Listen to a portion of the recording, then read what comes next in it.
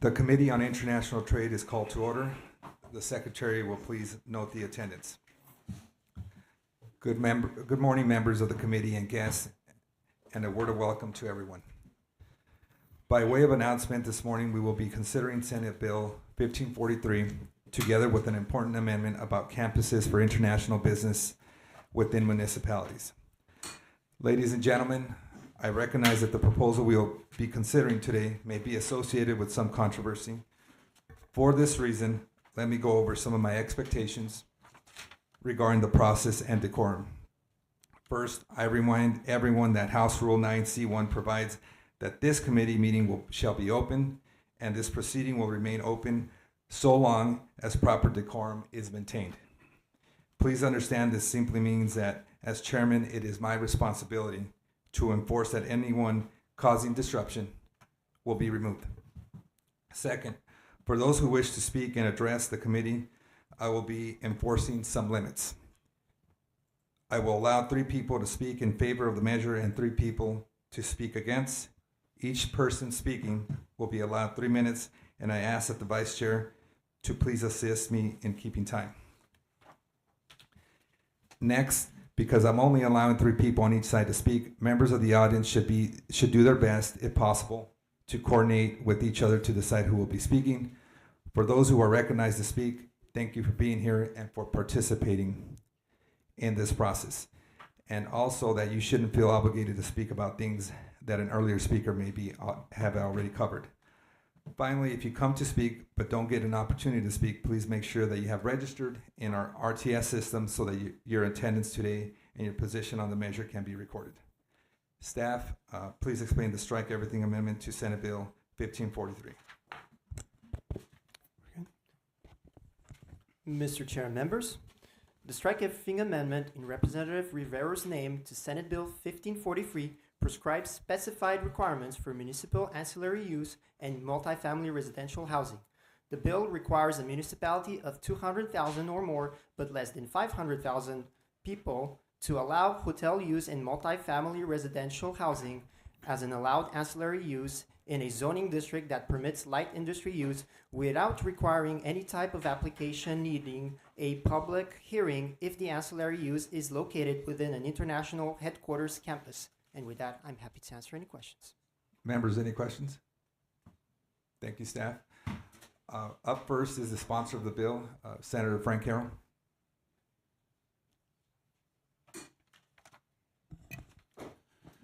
Thank you, Mr. Chairman and members of this fine committee. I'm Senator Frank Carroll, District 28, and I am the sponsor behind this bill. I provided the vehicle, and the subject matter is most appropriate. Let me begin by pointing out that the state of Arizona and the various districts, and I'll reference 28 in particular because I have TSMC plant located in my district, and there's going to be a lot of industry coming this way to support that facility as well. And our state has quite a bit to offer. It's a very competitive business environment to draw companies that come here and make this their home. Okay, we're competing with states like Texas and Florida, Tennessee, Indiana are on the horizon here. And it's a very serious effort put behind drawing these companies to be here. And it is a very serious commitment that our subdivisions are making to these companies that they be established here in Arizona and call this their home.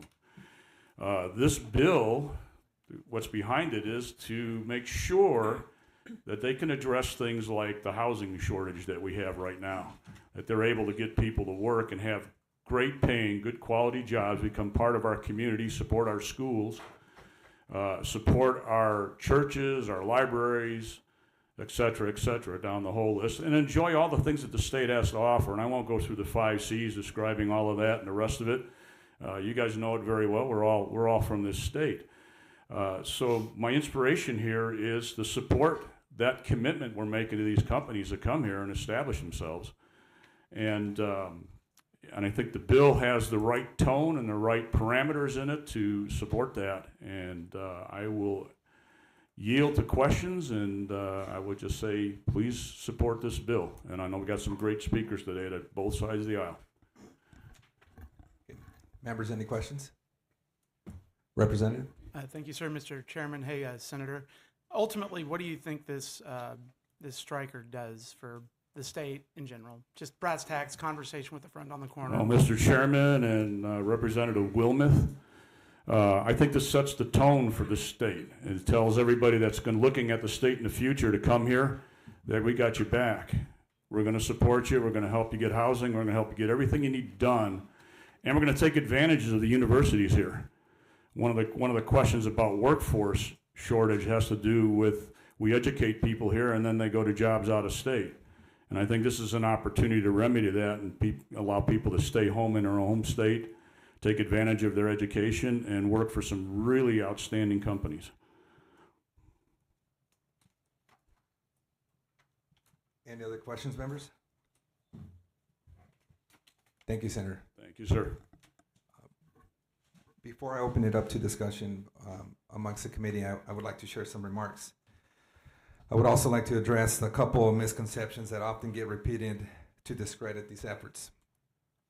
First, there's the idea that this is just a local issue and only representatives or local representatives should speak about it. That's simply not true. What's happening in Scottsdale mirrors what's happening in Glendale, where I represent part of the city in other districts. We fought it off in Glendale, but if these groups succeed in Scottsdale, this tactic will spread throughout Arizona. This is not just a Scottsdale issue, it's an Arizona issue.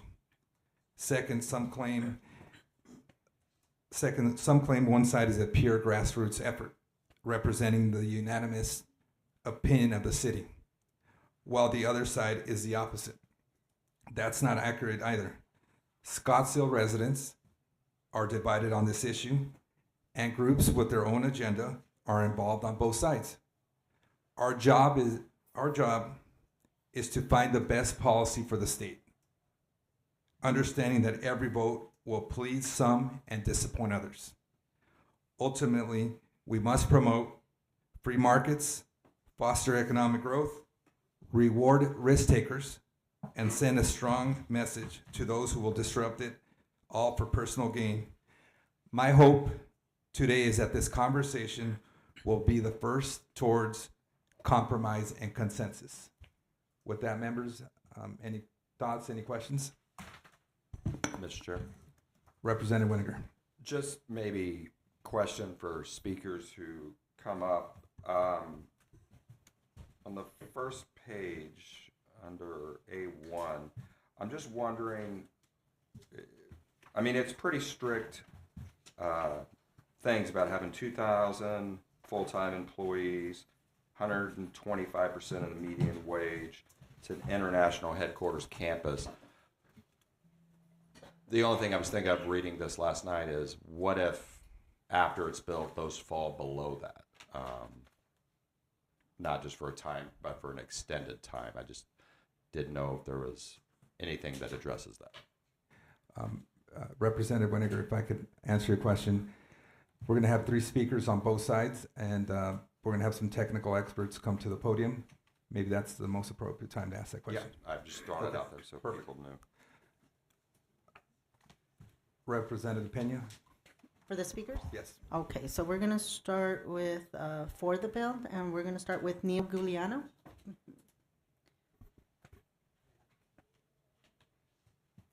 Thank you.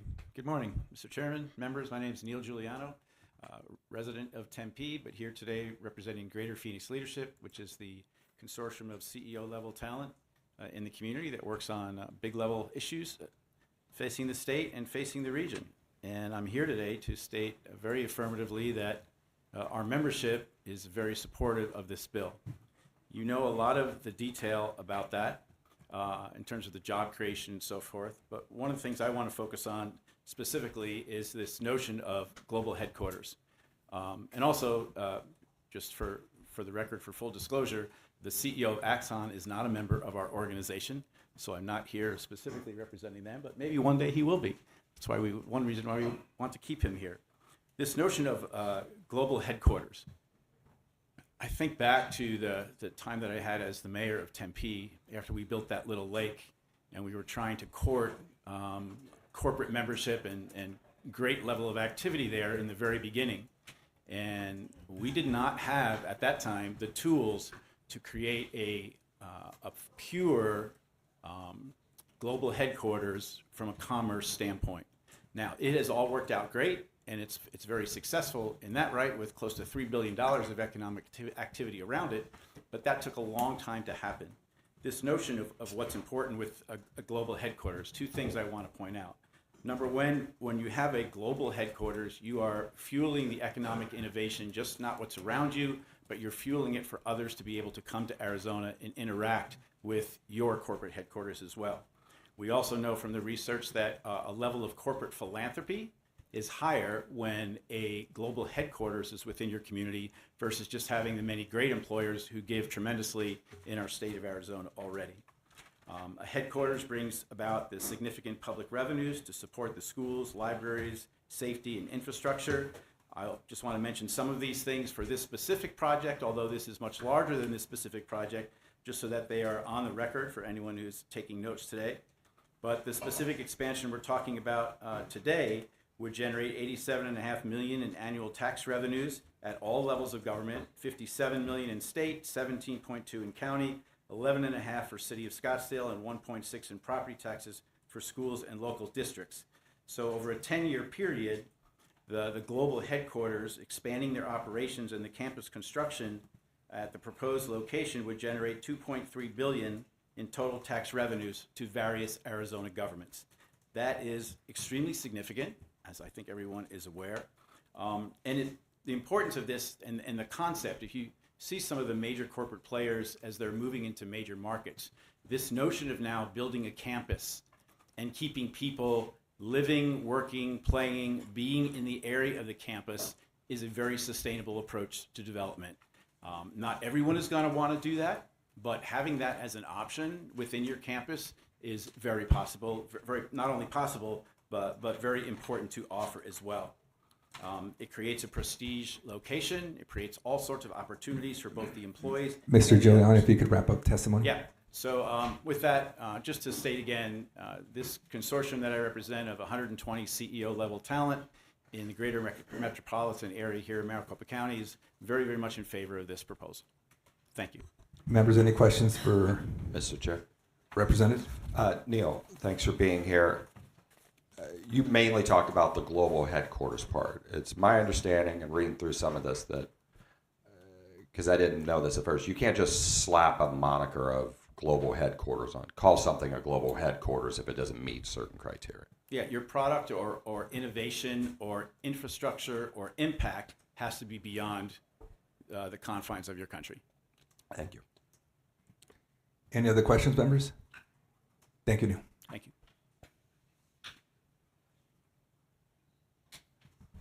Okay, next speaker we have for the bill, Danny Seiden.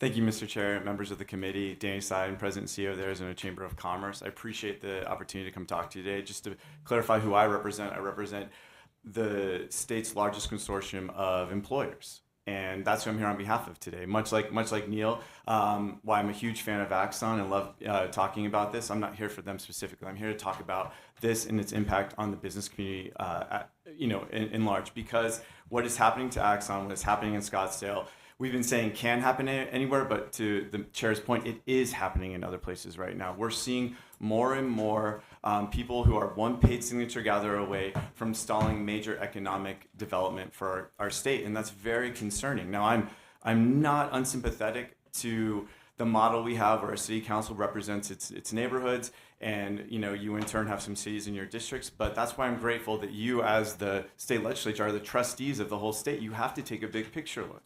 And that's how it was designed to be. I don't fault any, and a lot of them are my friends on the Scottsdale City Council who may not love this idea. In fact, I don't know how many council people don't love to zone for commercial, but never seem to want to zone for multifamily, because heaven forbid we can afford to live and work in the same city. But that's why you're here. You're here to address these problems at a statewide level. And this is a problem. This is a problem for a couple of reasons. One, it's going to send a message out to the rest of the state. The sponsor of the legislation, when he stood up and spoke, he spoke about we love to recruit and attract global headquarters, and that's all true. But let's talk about what this is. This is a company that's here. It's an Arizona company. It's founded by an Arizonan, someone who has been down here day in and day out.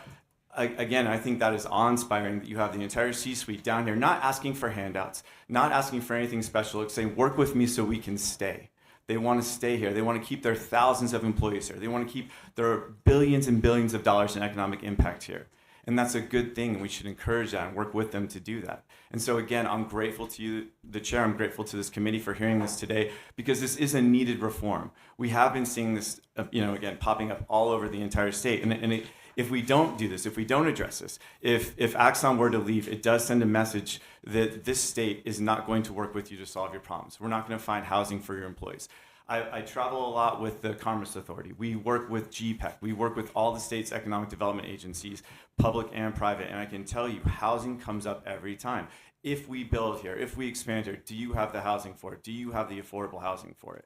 And the answer is, with reforms like this, we will. We have a company who's willing to go out of their way to provide a lifestyle for their employees. And again, that's a really good thing. And with the little bit of time I have left, I'm hoping I can address some of the arguments I've heard on the other side. Again, I believe they're being made in earnest. But when you hear a city say, we don't want apartments, we're overbuilt, look at the facts. It's not true. This legislature has required cities to produce their needs. And there is a need for multifamily housing in nearly every city, but especially Scottsdale, where their vacancy rate is below the statewide average right now.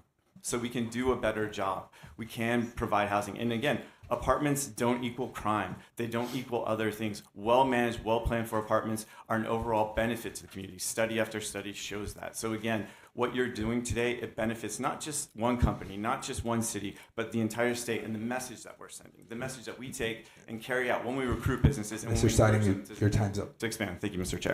Any questions? Any questions? Representative Consul. Yeah, Mr. Chairman, question. Mr. Siding, with your experience, can you talk about the potential economic impact having a headquarters like Axon in Scottsdale would have on like schools or anything of that sort? Mr. Chair, Representative Hernandez, thank you so much for that question. I can. As the chair said, and as previous speaker said, philanthropy goes way up. So that's just philanthropy. Let's talk about the economic impact. We know right off the bat that $21 million a year from Axon right now before the expansion is going into the general fund. That general fund funds schools. It funds everything that you pay for. But the capital costs that go into new buildings, that goes directly to the school districts. It's a huge win to have a company here, to have a company that identifies with here. Arizona has long suffered for not having a lot of headquarters. So the more we can get and the more we can grow the ones in Arizona to stay here, that's a huge win for the local economy, for the school districts, and for giving people a sense of pride. I mean, to see the employees that are down here today fighting to keep their jobs in Arizona, it should be awe-inspiring. So again, thank you for the opportunity to answer that question and to be here today. Thank you. Representative Wilmoth. Thank you, Mr. Chairman. Mr. Sidon, hello. Obviously, we're here as a striker. These things come up last minute. Ferris Bueller's Day Off. Life comes at you pretty fast down here.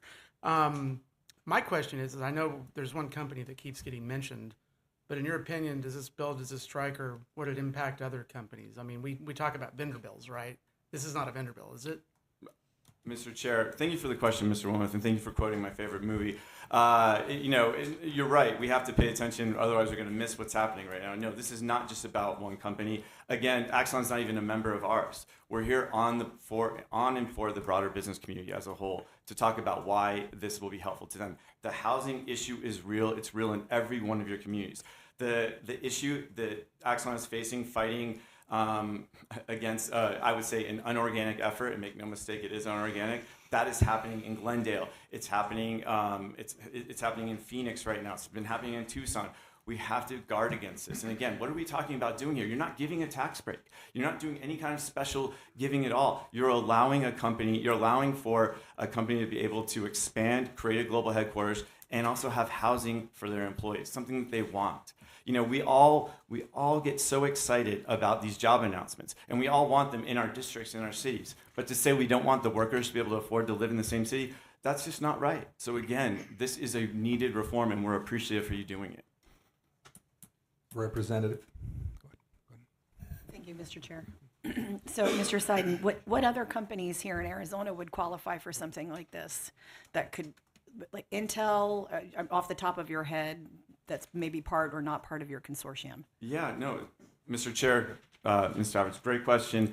First of all, Intel would not qualify because the global headquarters are not in Arizona. So Okay. off the top of my head, I don't know which companies, one, are willing to make their global headquarters here in Arizona right now, and also do the type of expansion that we're seeing. But this provides a vehicle because now they can do that, and they can say, we'll have housing for you. So if Intel wanted to move its global headquarters from Santa Clara, which they should, by the way, we should all agree, we're much better in California to do business in. We're much better in any state to do business in, as long as we keep passing reforms like this, as long as we allow for housing. If we don't do something like this, the message is go to Florida, go to Texas, go to a place that will work with you and help your employees be able to live and work in the same city. So while I don't know off the top of my head which ones would, I know this is an exciting reform that we're all very interested in and watching closely. Mr. Chair, just Representative. a comment. So basically, this just benefits Axon. Mr. Chair, Yes. no, it does not just benefit Axon, it benefits the whole entire But right state. now, it does. Again, I think when you talk about who's benefiting, because I want to be very careful here, it is written in a way that can apply to more than one city, can apply to more than one company, and it will and could benefit more and more companies. And not just that, it benefits the thousands of employees of not just Axon, others who would want to be able to live and work in the same city. Mr. Chair, but just to clarify, right now, it would only impact 4 cities. That's my understanding. Mr. Seiden. Gilbert, Chandler, Scottsdale, and something else. Uh, I'm not trying to be no, no. argumentative. I just want to be very clear. Mr. Chair, no one would ever accuse you of being argumentative, Ms. Travers. No, I know that. I believe that's right. As it's drafted, it would affect more than one city. It would affect 4 cities. Thank you. Thank you. Thank you very much, Thank Mr. Chair. Thank you. Next, we have Mayor Jason Beck. A little different being on this side of the microphone. Chair, thank you, representatives. Out of any speaker that you'll listen to in the state of Arizona, I'm probably the most uniquely qualified on 2 sides. One, I'm in the manufacturing of ballistic vests. I'm in the public safety sector. I'm one of the largest providers of body armor in not only in the country but in globally. I provide every single piece of body armor to the FBI, Secret Service. Done literally every single vest on every single president since 2002, all in the city of Peoria. I do countries like Sweden, Denmark, Norway, Australia, New Zealand. I want to address a couple different issues, but I'm also the mayor of the 6th largest city in the state of Arizona. So when I say I'm uniquely qualified, I see both sides of it. One of the things that we're trying to do and why I was elected in the city of Peoria was to bring economic development, to try to drive change, to try to drive jobs. One of the things that I hear constantly, and I've had incredible conversations on both sides of the aisle, and I'll address one of the things that I just heard from you that I think is a great question, ma'am. I hear constantly about housing and the sensitivity about housing. We have a gentleman that created this company in 1993. Yes, this is one company, but this affects all companies. I don't compete with other cities here in the state of Arizona for businesses. I don't compete with other cities around the country. I compete with states. So I've personally gone and met with Governor Abbott in Texas, went and met with Governor Holcomb in Indiana, because I wanted to learn either why we were losing businesses or why we were going to gain businesses and how we could actually gain those things. And housing was a huge component of that. We lost a company called SKA to Indiana, and I'll try to make this a very short story so I can keep going. And specifically, one of the main reasons was housing, development, and infrastructure capability.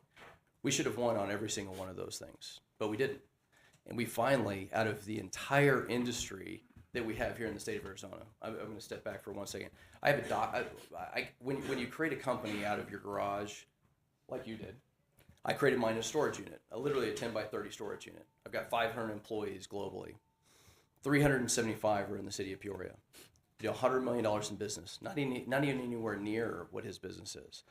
My goal and my job, and what happens when you create a company like that, is you have this fervent desire to try to support your employees. You want to care for your employees because they care for you. You don't have an innovative thinker that's changed literally the globe for public safety when it comes to public safety, the safety of themselves, police officers and firefighters all around the world. This gentleman's done that, and he's trying to invest in his community. The precedent we set, if we don't do something like this, is not only dangerous, it's catastrophic to the economic development in the city, not only our city's future, but other cities' future in the state of Arizona. In the city of Peoria, we have what's called the PIC, the Peoria Innovation Core. It's 8,500 acres, 8,450. Our goal, I'll make this very short, our goal is to recruit companies like your question was, ma'am. And we recently recruited Amcor. And our goal would to have companies like that move to the PIC and be able to create jobs. I've never heard of any company anywhere in the country where a gentleman's actually going to spend tens of millions of dollars of his own money to actually take care of housing, which has become the most sensitive topic down here about how do we actually take care of people. And I know that's what's in your heart. This gentleman's trying to solve that problem for his company and for the state of Arizona. So. Thank you, Mayor. Mayor, I have a question for you. We're talking about a company with possibly relocating over 5,000 employees, billions in revenue. You're a mayor. Talk about the ripple effect it'll have in regards to people buying clothes, shopping, and what that means for a city and public safety. Well, I mean, I can tell you. First, I'll tell you what it won't do. It won't. If you don't do things like this, it won't drive economic development for the future because we will be shut down for future industries across the country because we will not be competitive. When you bring this many jobs into an area, let's say take TSMC.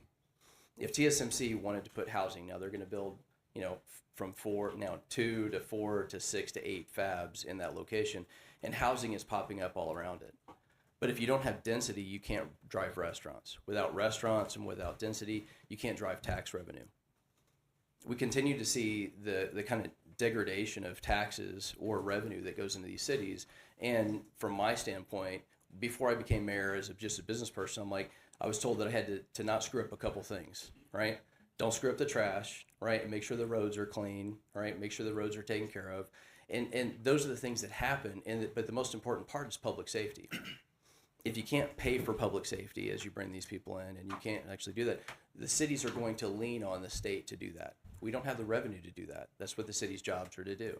They're to take care of the safety and well-being of their citizens in their city.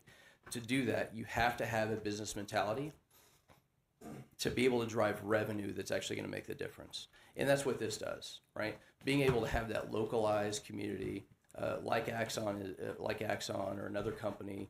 I would hope that a company like Amcor would move up into a larger area instead of where they're at right now, and actually put housing all around it. Right? If they wanted to take care of their jobs and and actually house their employees there, that would be amazing. It would be amazing for the community.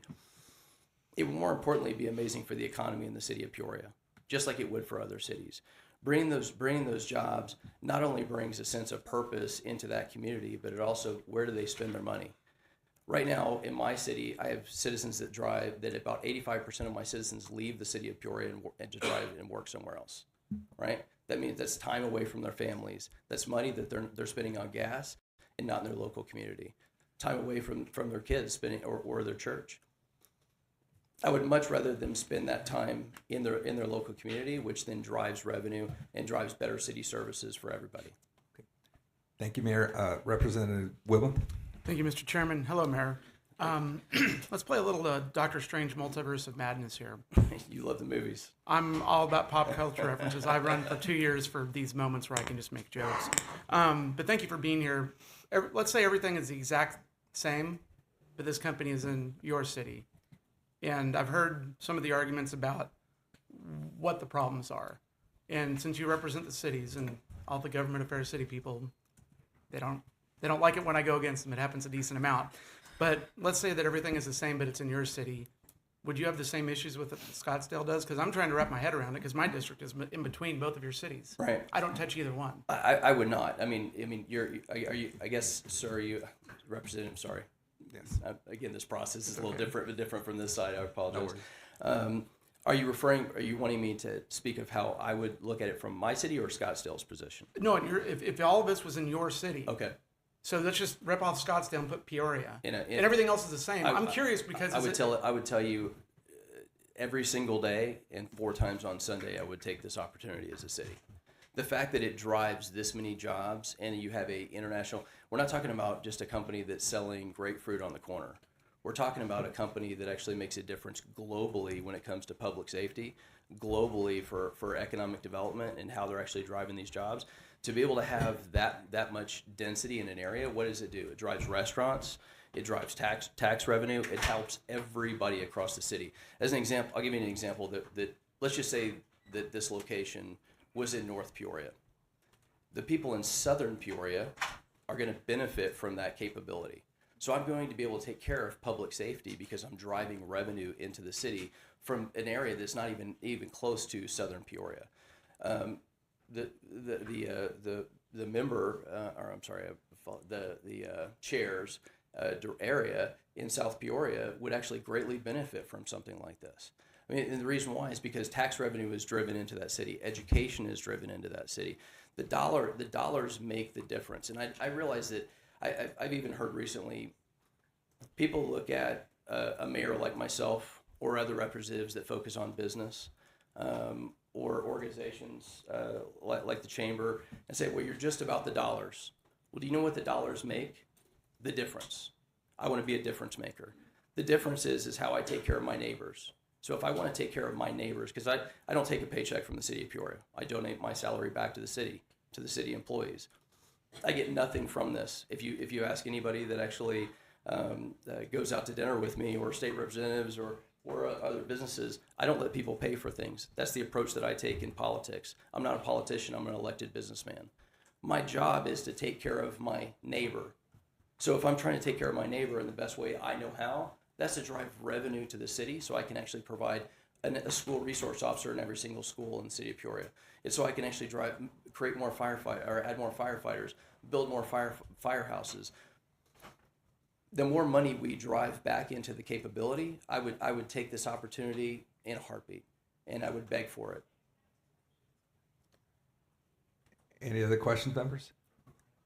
Thank you, Mayor. Thank you. All right, thank you for the speakers. Now we're going to go for those opposed the bill. We're going to start with Michelle Ugenti-Rita. Hi, good morning. Michelle Ugenti-Rita for the record. I represent taxpayers against unlawful apartment zoning exemptions. And I want to reframe what we're here today to discuss. This is a bill designed to obliterate the right of Scottsdale residents to weigh in on their government. And what Axon has had to do is a testament to the resilience of Scottsdale. This isn't about economic development, because Axon could have built their headquarters when they bought the land in 2020.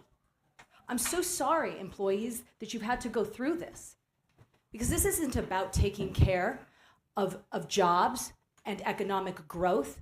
This is about one man who wants to avoid an election. Think about where we started. 2 unconstitutional bills were introduced in each chamber.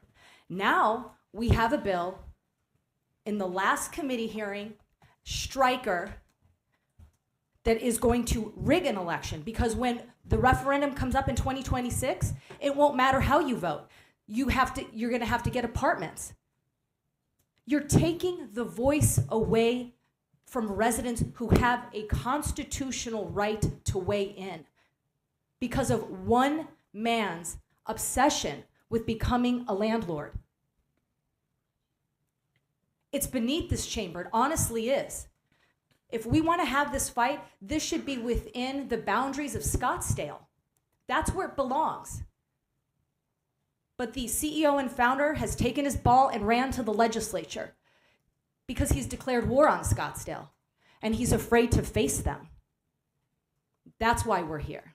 Otherwise, he'd be back in Scottsdale trying to build consensus, meeting with stakeholders, talking with voters, having forums, engaging with the council, talking with the mayor, doing outreach. But he knows he's going to lose miserably in 2026 on the ballot. So we're either going to go retroactive and repeal a referendum that has been put successfully on the ballot, or we're going to try to pass this bill and change what a no means. That's what you're voting on, members, this morning. If this was such a good idea, if what he was selling was so popular Do you think we would be going through this rigmarole? No. It speaks for itself. And I don't care how many lobbyists you hire and how many people you bus in. The truth is the truth. And you don't have to believe it, but it doesn't take away from the fact that this is about 1,900 apartments. This is about Axon refusing to build his headquarters unless Scottsdale acquiesces and gives him apartments. We have a saturation of apartments in Scottsdale, and we don't want any more. There's plenty of options, and there's no relationship between the headquarters and the apartments. Scottsdale said no. And after Axon rammed through a lame duck council, the upzoning, citizens took it upon themselves to sign a petition, gathering 26,000 signatures to put it on the ballot so that we could weigh in. And if his case was so strong, he would welcome it. And we'd be delighted to have that discussion and debate in the proper forum, which is in the boundaries of Scottsdale, not dragging the legislature through the state of Arizona to get what he wants.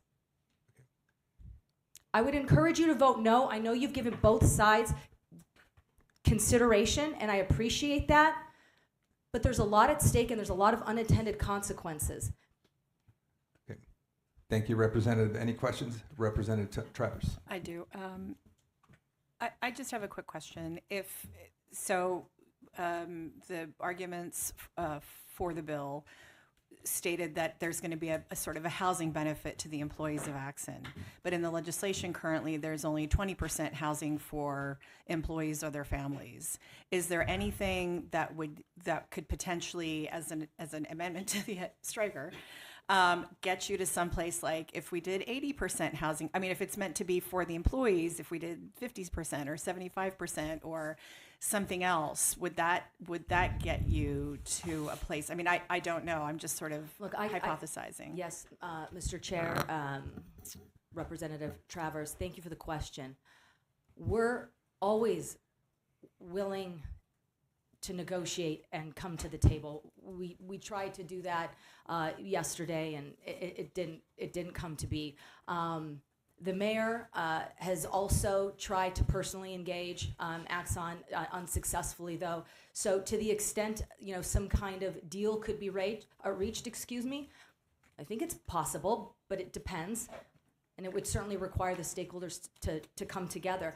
I do think it's important to note that we have 3 large apartment complexes within the vicinity. The park, which is about to be built, 1,100, Optima, McDowell Mountain, 1,300, Canvason, 1,600, and that does not even include the amount of apartments outside that area. We border Phoenix there. There's a tremendous amount of apartment options available, and all for employees. This is that there's plenty of housing. This isn't a housing issue. This is about Axon misusing the process here and refusing to recognize that Scottsdale doesn't want any more because we have plenty. And that's their right to weigh in, and they're entitled to have that opinion. And we're going to take it away from them because one man can't accept the answer? Any additional questions? Not at this time, thank you. Representative Wilmoth. Thank you, sir. Hello, Honorable. Hey, very good to see you. It's been a moment. Good to see you again. This was probably your favorite week, too. Right. Striker week. It's like, whose line is it anyway, right? The Very bills true. don't matter and the Very votes true. don't count. I'm very curious about all of this because the first bills never got to me. I'll just be honest. They weren't on my committees. They died early, whatever. And here we are. We get this put on our shoulders about a week ago, a few days ago, whatever it is. Sure. And one side, it's this big company, provides a lot of jobs, money, things like this. And then I've been listening to the folks from Scottsdale and what their issues are. I don't want to minimize anything. Sure. Because I really am trying to figure all this out. Is it as simple as if the apartment component isn't there, this is all great and you guys love it? Is it? I mean, seriously. Yeah, Mr. Chair? Yeah, please. Representative Wilmoth, 100%. Okay. That's important, though. Yeah. And Scottsdale, his original proposal, Axon's original proposal which is on zoned industrial land, which included the headquarters, I believe the hotel, some ancillary commercial and retail, thank you, and retail, was almost universally praised and accepted. And Scottsdale was excited to keep a homegrown company here in Scottsdale and watch them expand. It's when he changed the proposal to include 1,900 apartments, very dense, completely out of step with the zoning. The public weighed in. They were clear. They didn't want that. They liked the original one, but instead of listening, he refused to negotiate. He refused to acquiesce. He refused to accept the reality, and then moved forward with pushing the upzoning through a lame duck council, which included the 1,900 apartments. That made a lot of people upset. They felt angry, and they referred it to the ballot. That has been the history of this issue. Nobody is against his headquarters, and we welcome his employees. Representative Wilson. Thank you. So you mentioned the lame duck council. I'm not in Scottsdale. I don't know when that was. Okay. But if this was not a lame duck council, do you think that would have got through? Is it as simple as these guys are on their way out? They're like, we don't care, because that's not good for the city of Scottsdale to be doing that on their way. Even if they are lame duck or not, they should be doing their job right. So that's what I'm curious about. Okay. If it wasn't a lame duck council, do you think that this would have gotten through? I'm genuinely curious. No, at this that, point. Mr. Chair.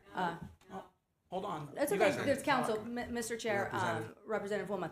So let me take it a step Yeah. back, because the history really is so significant to why we're here today. So what had happened was, when Axon's proposal became public and they rolled out that they were going to change their original development deal to include the high-density apartments, which, by the way, is historic. It's one of the largest apartment complexes in state history, 1,900. Okay, this is not a little apartment complex. That became very controversial in Scottsdale. So for well over a year, it was a hot topic amongst the PCs, amongst your neighbors, amongst employees, amongst the community.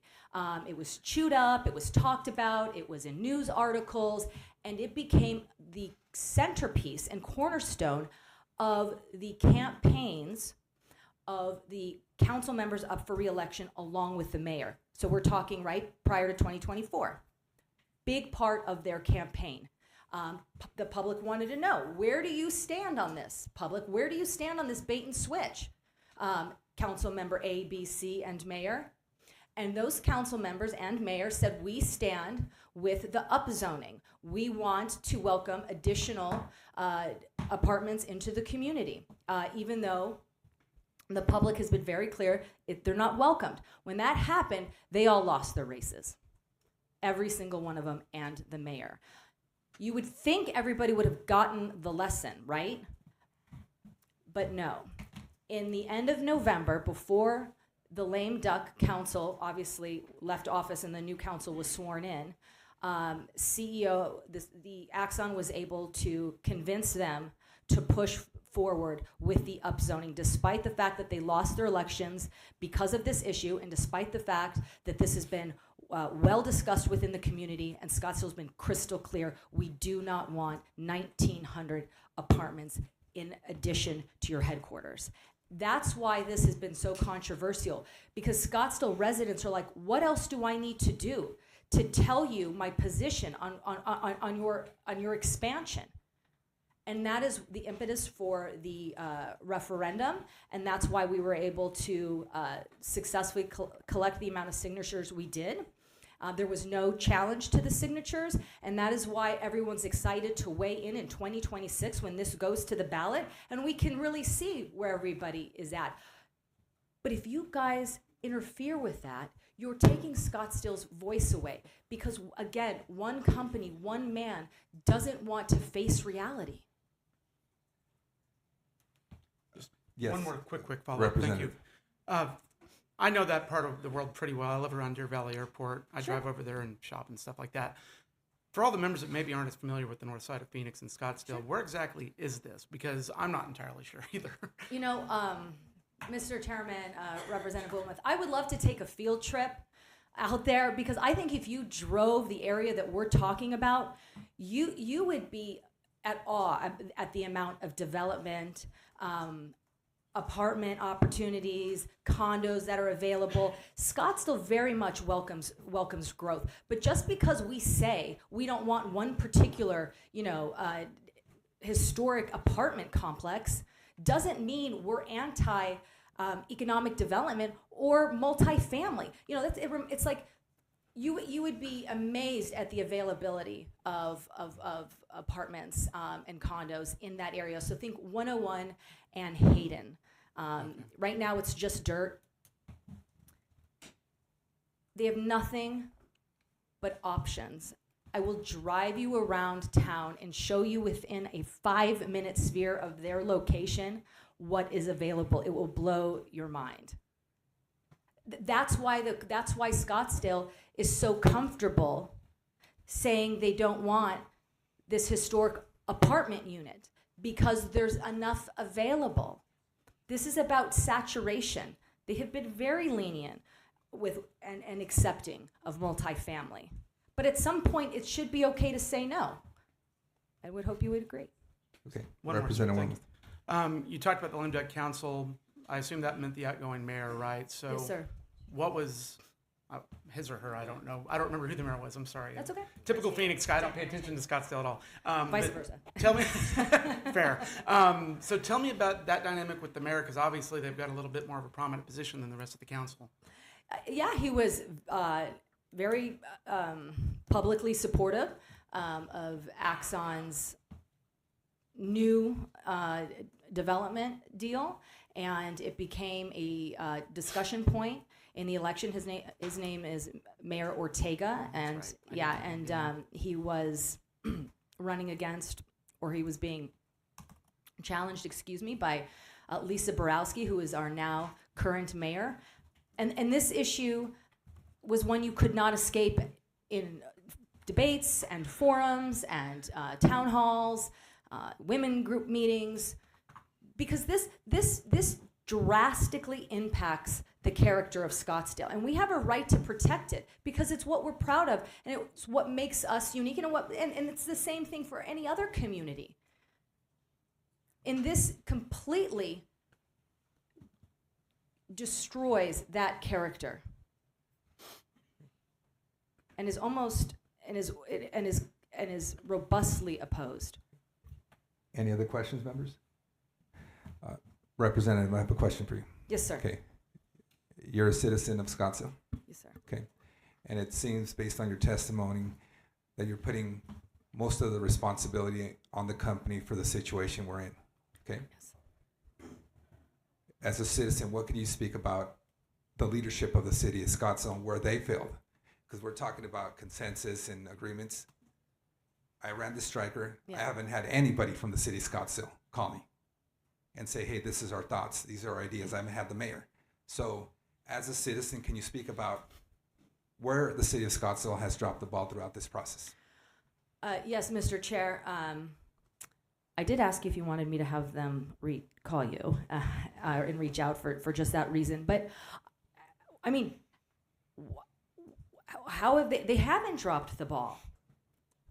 How have they dropped the ball? They've made it very clear their position on Axon's new development deal. I don't want to speak for them, I think they're opposed. They're opposed to it. We keep trying to find a workaround, but the reality is the 1,900 apartments is a no-go. Now, if you want to negotiate that, then it's incumbent on the party who doesn't like the answer to try to come up with something that may be more appealing. The council before the newly elected council, I don't know that they dropped the ball. They weighed in. They just were on the wrong side of the issue and lost their election. We're literally here, not because council dropped a ball or City of Scottsdale didn't do anything. We're here because Axon cannot accept reality. That's it. And so so we're going to manipulate members, try to pass bills that were originally unconstitutional, now makes an election completely moot. because we want to pretend the reality isn't the reality, but it is. Well, just in closing, Representative, I respect you. Very much. You're a businesswoman, I'm a businessman, and as my business mentor has told me for the last 15 years, everything in business and politics is negotiable. So I'm hoping we could find some kind of consensus or compromise on this issue. Mr. Chair. You can make it brief, please.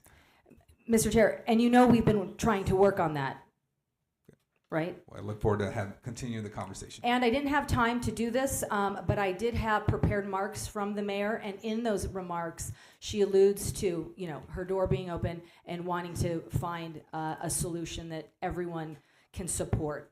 So I do want to end on a note that we're not here to be adversarial, but there are just certain realities we can't get around, and to the extent we can come together, we're always willing. Thank you. Thank you. All right, next speaker will be Scottsdale Councilmember Barry Graham.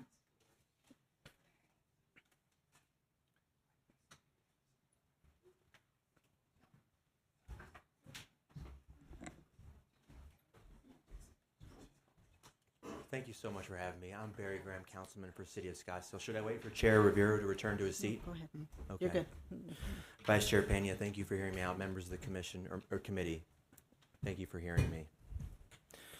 So I represent Scottsdale and its 250,000 residents on the city council. I was elected in 2022. And I'm here to discuss a little bit about this legislation, the striker bill before you. And you can hear me okay, correct? Okay, very good. So first of all, I want to say that I believe Scottsdale has been unfairly characterized as zero growth. In this area alone, so we're talking about Representative Wilmoth, you asked where the location is. It's at Hayden and 101. Everybody here drives Hayden. You will see this spot on the south side of that. It is a large parcel, and Scottsdale has been unfairly characterized as zero growth. In this area alone, we have approved 5,000 apartments. It is a major cluster density of multifamily housing. It is rich with housing units. 27,000 of our residents signed a referendum saying they want a say on this project. Just imagine, as a percentage of your population, 27,000 out of 250 of your municipalities, how many that would be. There's never been anything like this before in the city of Scottsdale. They have told us overwhelmingly they want to vote on this project. This striker bill would deny them that right, a constitutional right.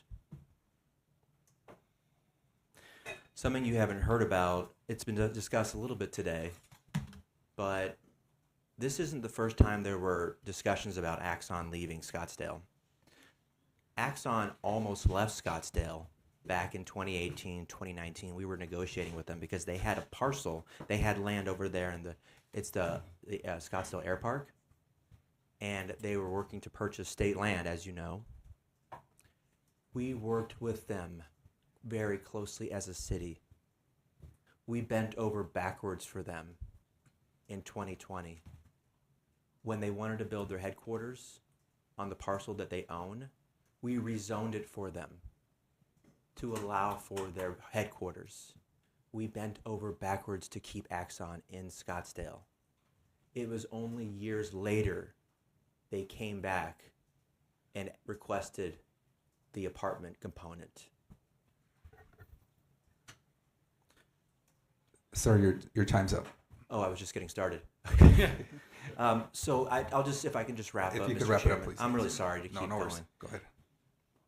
This hangs a cloud over every Arizonan who lives near a corporate headquarters or what may become a corporate headquarters as far as what they can do with their land. Please reconsider.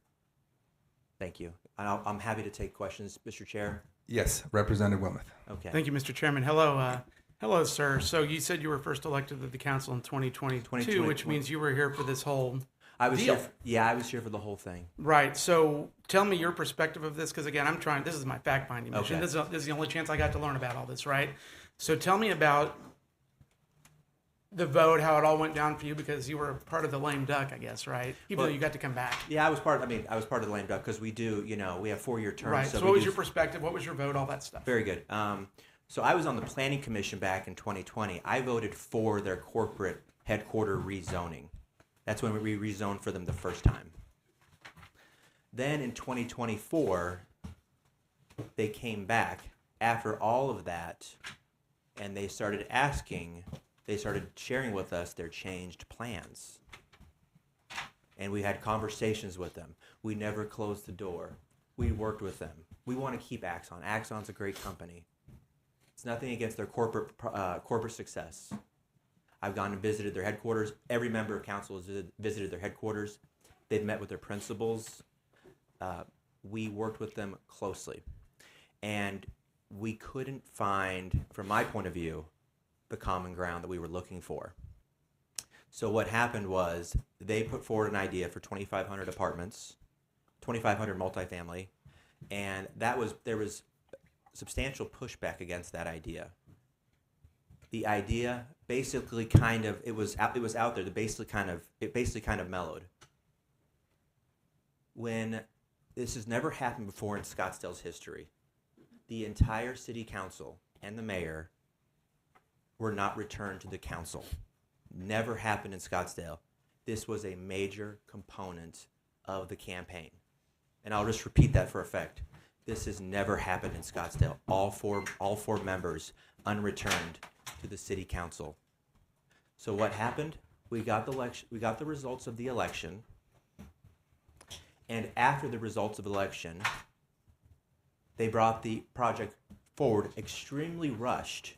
We have all of our procedures, planning commission, development review board, all the staff time that's required to even just make it feasible, whether or not council is going to approve it. And during the lame duck session, I want to emphasize this point. There were 7 members of the council during the lame duck session. 5 members voted for it. 2 members voted in the opposition. I was one of the 2 members in the opposition. The 5 members that voted for it were not returned to the city council. 4 of the 5 were not returned to the city council. They would never face accountability to another voter when they voted for this. Representative Wilman. Thank you, Mr. Chairman. Representative Wilman, thank you for your question. Thank you for the answer. I really do, really appreciate it. Of course. And I asked this to Ms. Uginci Rita earlier. I'll kind of ask you the same thing. If it comes down to 1,900 units with Axon or kicking Axon out the door, in your position as a representative of the city of Scottsdale, is that juice worth the squeeze to kick out a company like this over 1,900 units? Again, I'm just... Oh, no, it's a very good question. Do I support... Is it an A or B kind of question? Well, right? I mean, I'm going to have to vote A or B. I don't vote present. That's weak. So I'm going to make a decision here, but I want to hear this. I strongly, in the strongest terms, implore you to vote no on this striker bill. Allow the voters in Scottsdale, the Arizona citizens, to vote on the referendum. Let them get a say. After they get a say, then we'll come back and talk with Axon. We will work together. We will pull together. But let the voters have their say. 27,000 residents voted for the petition to refer this. Okay. Representative Winiger. Mr. Chair, thank you. Councilmember Graham, thank you for being Yes, sir. here. Thank you, Representative. Couple quick questions. One, when you're talking about they came back for rezoning, are we talking about the same piece of land from 2020 to now that you're talking about? Same parcel. Okay. And then more of a policy thing, a little bit beyond this. One thing reading the bill, I'm not sure it's clear that we're talking about raw land. Okay. Meaning that, yeah, this is raw land. That Correct. You're talking about in this situation, but could, and maybe we'll ask the other side later to answer this as well, but could a existing company,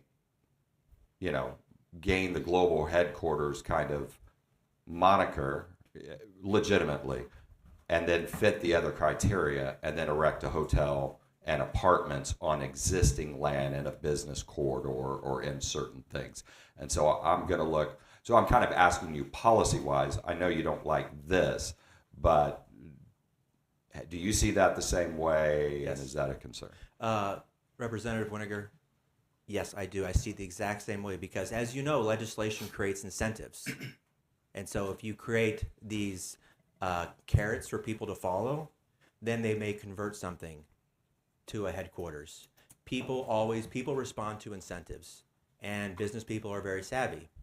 And this may happen in your district at any point because they will look at that's what business people do. They look at the parameters and they go meet them. They say, I want to follow the laws. I want to follow the regulations.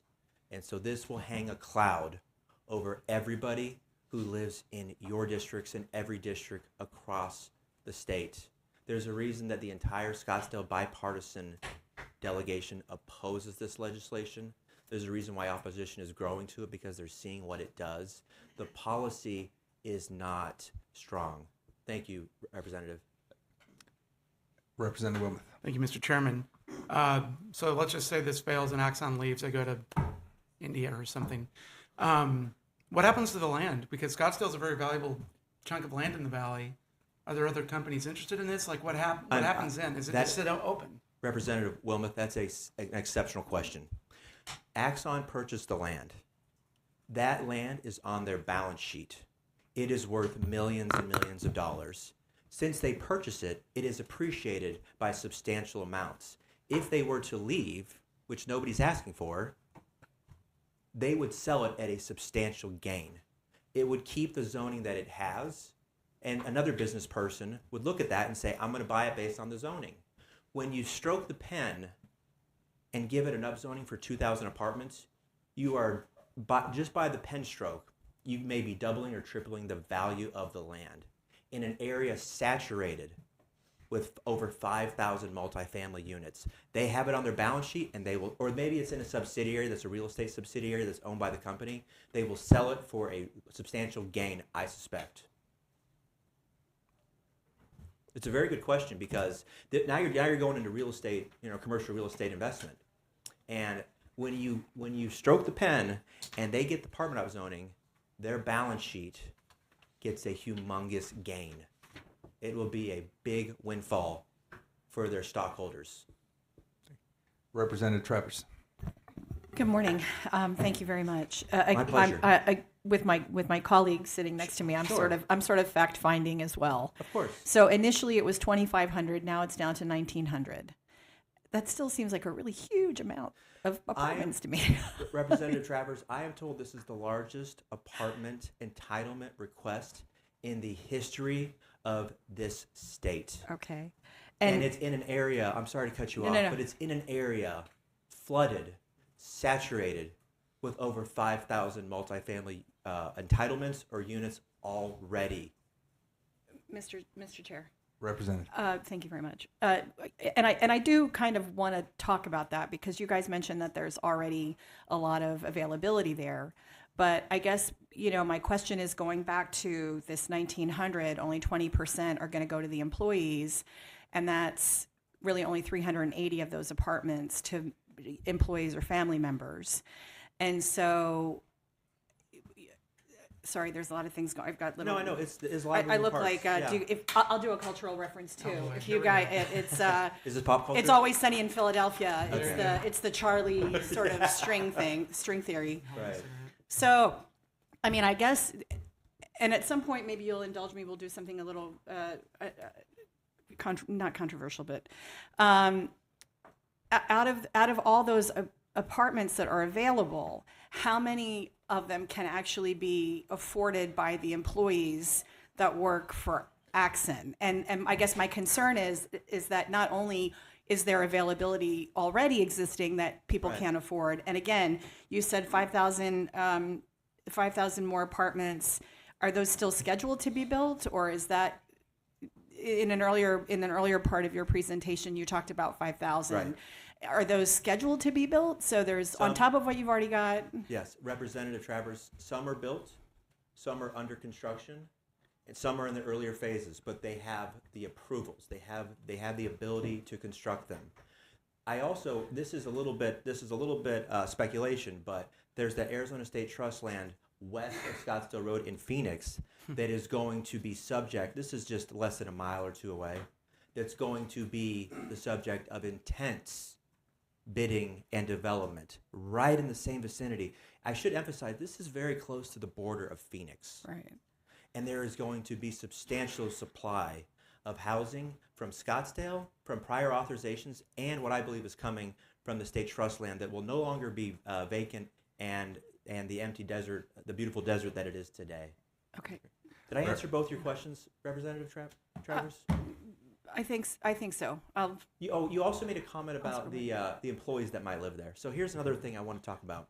When we were working with the Axon principals, they talked about how their average compensation is 200, 300 plus, and then they want to build a lot of apartments. But somebody making 200 or 300,000 plus, if that's your average compensation, you can probably afford to live almost anywhere. And we're going to be having a variety of multifamily units in the area coming online for a lot of budgets. The housing units that are going into this property, this facility, they have to follow federal laws. They have to be open to everybody to live there. Anybody can live there. If you go look at the campuses, some of the campuses they've done in California with Google, other ones like that, they have to be open to the public. You can't discriminate who can live there, as I understand it. Okay. Thank you, sir. Representative Hendricks. Mr. Chairman, Councilman. Yes, sir. I'm sorry I wasn't here when they introduced you, so if I refer to you as Councilman, is that okay? Councilman Barry Grant. Councilman Grant. I'm here for you, sir. My question is, I've heard both You sides. live in Scottsdale. It sounds like both sides on this have expressed desire to work together. Yes, You talked about very much. The city bent over backwards for Axon years ago. I believe so. Now they're back for more. Axon has expressed support for the city. You've indicated you would like the voters to vote on this referendum that's started. It's completed, sir. It sounds like both sides want to work together. Oh, yes. One thing I'm not understanding here is you apparently don't like 2,500 units. You lean towards not liking 1,900 units. You definitely would like the voters to vote on something. Let's assume you represent the voters and you speak on their behalf. Right now, you're elected. What do you want to see happen? Do you want to say, I want Axon to leave? I want them to have some number of housing units. I want the land to be vacant forever. I want it to be a community garden. Help me understand. If I was going to sit down and try to mediate this, what do you want? Because I don't get it. We are staunchly in favor of property rights. And the property rights, when you purchase property, it has zoning guidelines. And the people all around that area buy into, when you bought your home, you said, I'm going to buy into this home that's zoned for single family zoning in this area. And I bought my home in my neighborhood where the corner is zoned for retail, and I expect it to be retail. You don't expect a casino to go in there or something like that. So you have there's an understood expectation of the zoning of an area. And by the way, we already, as I'll repeat myself, we rezoned it for them once before. Like you said, we bent over backwards. We're not insisting on it to remain as a garden. They purchased the land with the zoning, and we hope they utilize it to its fullest extent. We hope they stay here and make lots of profits and hire lots of people, and there's plenty of housing, and they have lots of happy people, employees, and happy customers. We wish them nothing for the best. When you have a referendum and you have that intense output for the referendum like we've never seen, I believe we need to respect the voters. We let the voters have their say, and then we talk to the principals, and we come together, we pull together.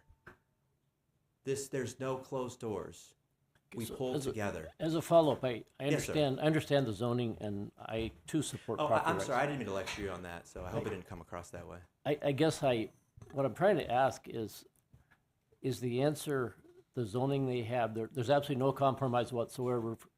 And I'm just saying, let's suppose you control it all. You represent all the voters. You're here to make the decision and Nobody should negotiate a have deal that. with me Nobody right should now. have that. No one person should have that much power. Well, let's just suppose you did, because I'm trying to understand I know. if there's room to negotiate, because both sides say I want to work together, but I'm not hearing about anybody has any idea. I mean, if you want to tell me, gee, it's zoned now, and that's how I want it, and I don't want it ever used for anything, that's okay. I'm just trying to understand, because I don't live in Scottsdale. No. I don't understand. Is that what you're saying, that, hey, this is the zoning, it cannot be changed, that's what they bought, that's how it is, period, we're done, let's not talk anymore? Is that, Representative Hendricks, that is not at all what I'm saying.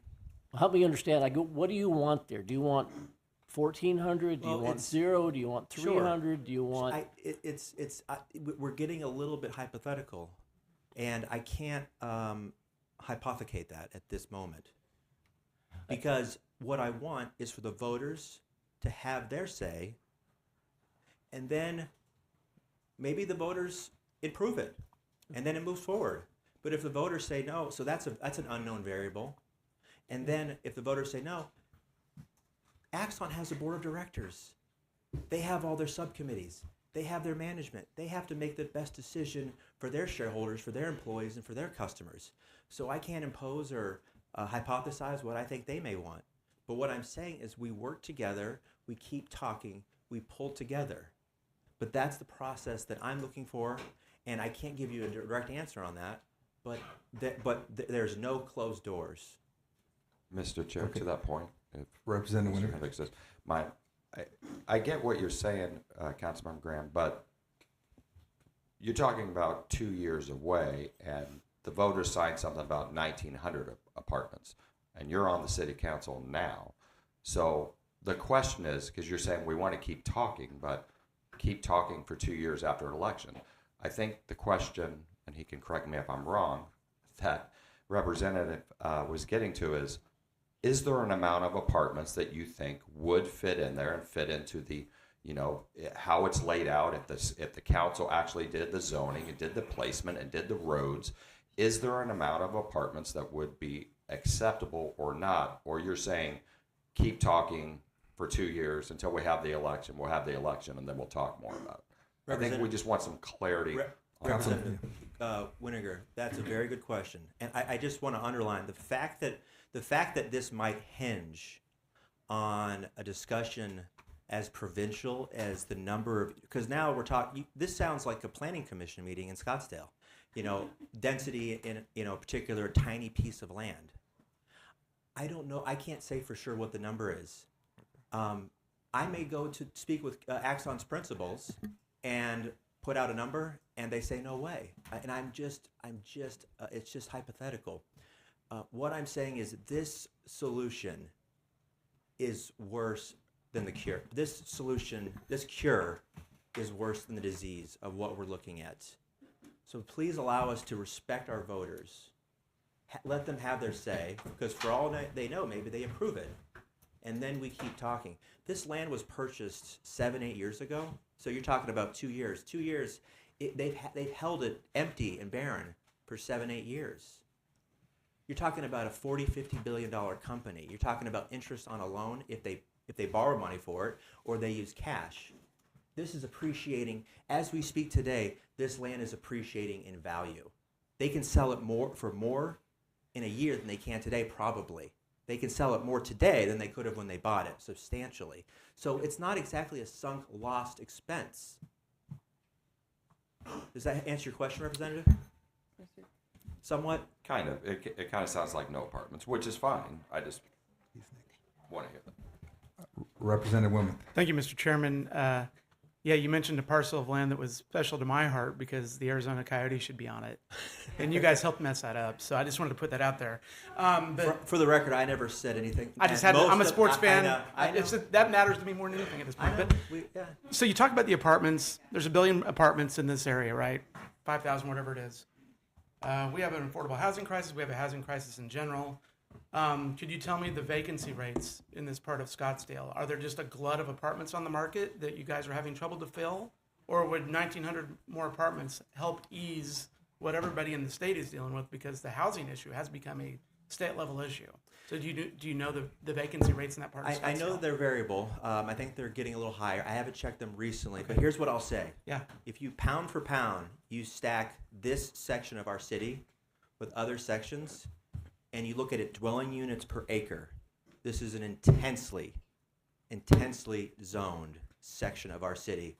I would line it up with almost anywhere in the city. So you talk about the affordability crisis. We are doing our part. Thousands of housing entitlements, multifamily housing entitlements throughout the last, I would argue that Scottsdale as a percentage of population has approved one of the highest entitlement, has made one of the highest entitlement increases over the last couple decades.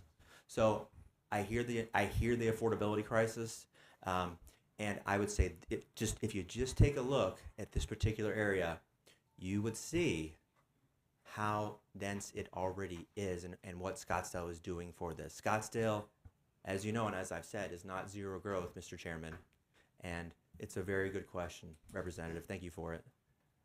Representative Consuelo. And I would like to let members know, I believe the next person's also a council member who could speak on behalf of the city of Scottsdale. So, but Representative Consuelo. Thank you, Mr. Chairman. I can't see your badge. My eyesight's pretty good. What is your last name? Graham, Graham. Okay. Thank you, Councilwoman Graham, for being here. Thanks for having me. Yeah, of course. So I'm sitting here listening to you, and I'm quite frankly a little frustrated because you're coming to us telling us to vote no, but I don't feel like you're actually giving us like what is acceptable to you. And it just screams like not in my backyard. And as someone who represents let me finish. And as someone who represents a district who I would love to welcome any employer, especially high paying jobs, to come to my city, I think that we would run into the same issues in my city because the city does not move. They not only set up all of these red tape for companies to come in, I think we would be, if the roles were flipped and it was my city, it would be the exact same thing and there would be no solutions being offered besides send it to the voters, which I obviously respect, but there comes a time where you have to be willing to give a solution. Like, what is acceptable to you besides voting no?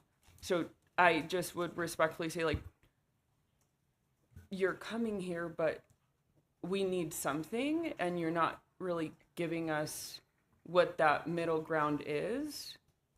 So that's, yeah. I don't know if you have an idea in mind or something, but I just haven't heard it. And I feel like at this point you're dodging the questions that are being asked by my colleagues here. Not giving a straight answer, and it's getting frustrating. Okay. Thank you. Those were very good questions. I think you had several questions in there. I'm not dodging a question. But I was asked a question that I cannot answer. I'm one member on a group of 7, and there are several variables between the time I'm talking about and today, and so it's irresponsible for me to go and throw out hypotheticals or edicts or what may or may not be the right answer. The fundamental thing here is two things. This legislation will have unintended ripple effects and adverse consequences. It will adversely ricochet somewhere else, and someone will not like it. Okay. Scottsdale, you mentioned red tape. Scottsdale is not a red tape city. The zoning was there for decades until we actually changed it for them back in 2020. All of our builders, all of our landowners, all the principals, they know what the zoning is. We are happy to work with them quickly and expeditiously so they can get their projects going as fast as possible. We are not a red tape city. Our city prides itself in quick turnover for the administrative and bureaucratic entanglements that may beleaguer others. So I don't believe we're a red tape city.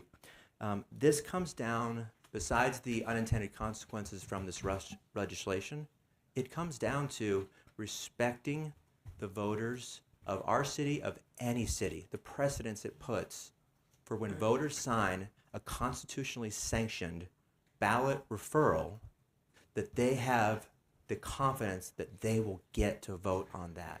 That to me is sacrosanct. I'm sure you would agree with that. Thank you. Thank you, Councilmember. Representative Carbone.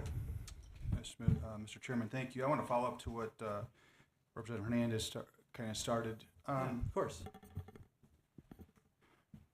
It seems to me that this bill is about housing. In the last few years that I've been up here, we've had a lot of discussion about housing, but with all respect, sir, with the city of Scottsdale, I don't know if they support the Starter Homes Act.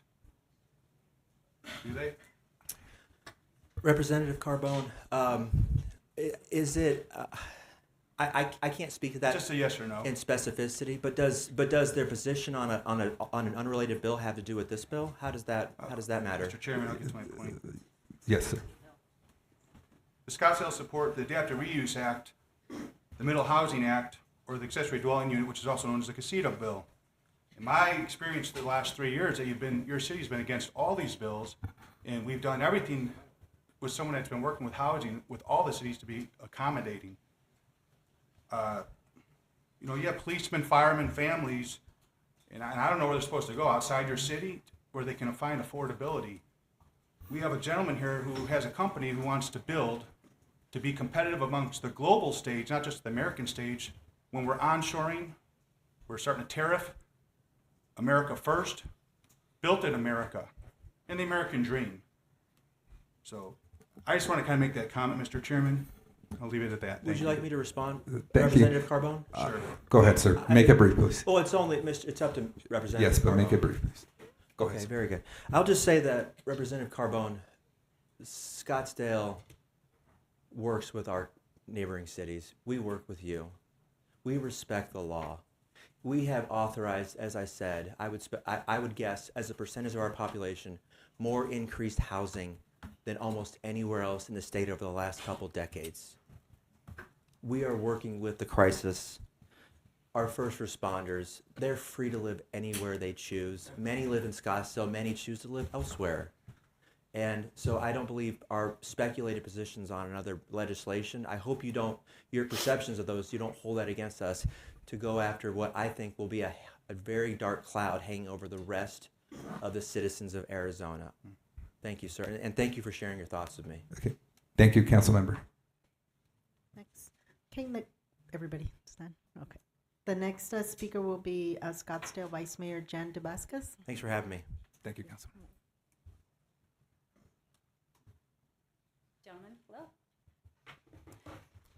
My name is Jan Dubascus. As was stated, I'm the Vice Mayor for the City of Scottsdale. I come here as a resident representing 130,000 people who voted in our November election, and as Councilman Graham said, voted out every single incumbent. I come here as a representative of the 27,000 people who signed a referendum after the lame duck council voted in this 1,900 apartment complex. And within 30 days, 27,000 people signed petition signatures. You will have heard that there were out-of-state petition gatherers. Well, yeah, they had 30 days to sign petition signatures. My parents proudly told me that they signed the petition at Safeway. My neighbors told me they proudly signed the petition at Home Depot. People were calling me, emailing me, how do I sign this thing? This is an organic movement in the city of Scottsdale, and they have spoken on overdevelopment not once, not twice, but 3 times. I won outright in the July election. Something like that has not happened in a very, very long time. I was the only candidate who openly spoke against the 1,900 apartments, and I won outright. I don't think that's a coincidence. I knocked 4,000 doors. I talked to people in Scottsdale. I feel uniquely qualified to talk on this subject because of that. You know what the number one thing people said to me? I knock on their door, say, my name's Jan Dubascus, I'm running for Scottsdale City Council. I love living in Scottsdale. The resident would look me in the eye and say, can you stop the apartments? Nobody has any concern with Axon as a company. We're actually rather proud to have Taser in our community. They help our police department. They work closely. We get all the goodies early on, and our police department loves that. They've been a good partner to us for that. Axon wants to have a hotel so that they can bring their conferences into our city, which would bring us more sales tax revenue from food and the hotel use. Nobody has any issues with those things. But 1,900 apartments, my God, please do not silence the voices of these people. Some of those people are here today, wave your hand please, who signed those petitions and who gathered those petitions. Don't silence their voices. But I've heard your questions, and I come here with good news. Number one, it seems that Mayor Beck would be interested in having Axon in his city, so they do have at least one solution. Number two, I actually spoke with Mr. Smith on Friday and his attorney. We have spoken multiple times now. We have the opportunity to provide a solution here. And you know why it hasn't happened? You know why he's not motivated to negotiate with the city of Scottsdale? Because he's got legislation on the table. This legislation is stopping our negotiations. It is hampering what could be a great economic opportunity for our city. So we do have... Vice Mayor, your time is up. Oh, thank you. I just wanted to point out, I love that in this striker, it specifically says 20% of the units, 380 as you pointed out. We have asked over and over, how many units do you need? If he needs 380 units for his employees, that's probably workable in the city of Scottsdale. Thank you. Thank you, Vice Mayor. Members, any questions? Representative Travers. Have you guys predicted what the population growth is for Scottsdale if these units get built? Thank you, Mr. Chair.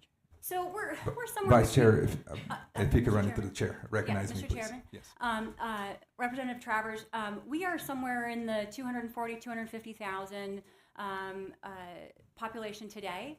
If 1,900 units come in, we're estimating something in the range of 3,000 to 5,000 additional individuals. That will obviously impact our roads. That will impact our need for fire, our water. There's a lot of impacts related to that. Scottsdale is nearing build out. We have about 7,000 acres left over to build, and so we're trying to be very careful and very thoughtful what we put there.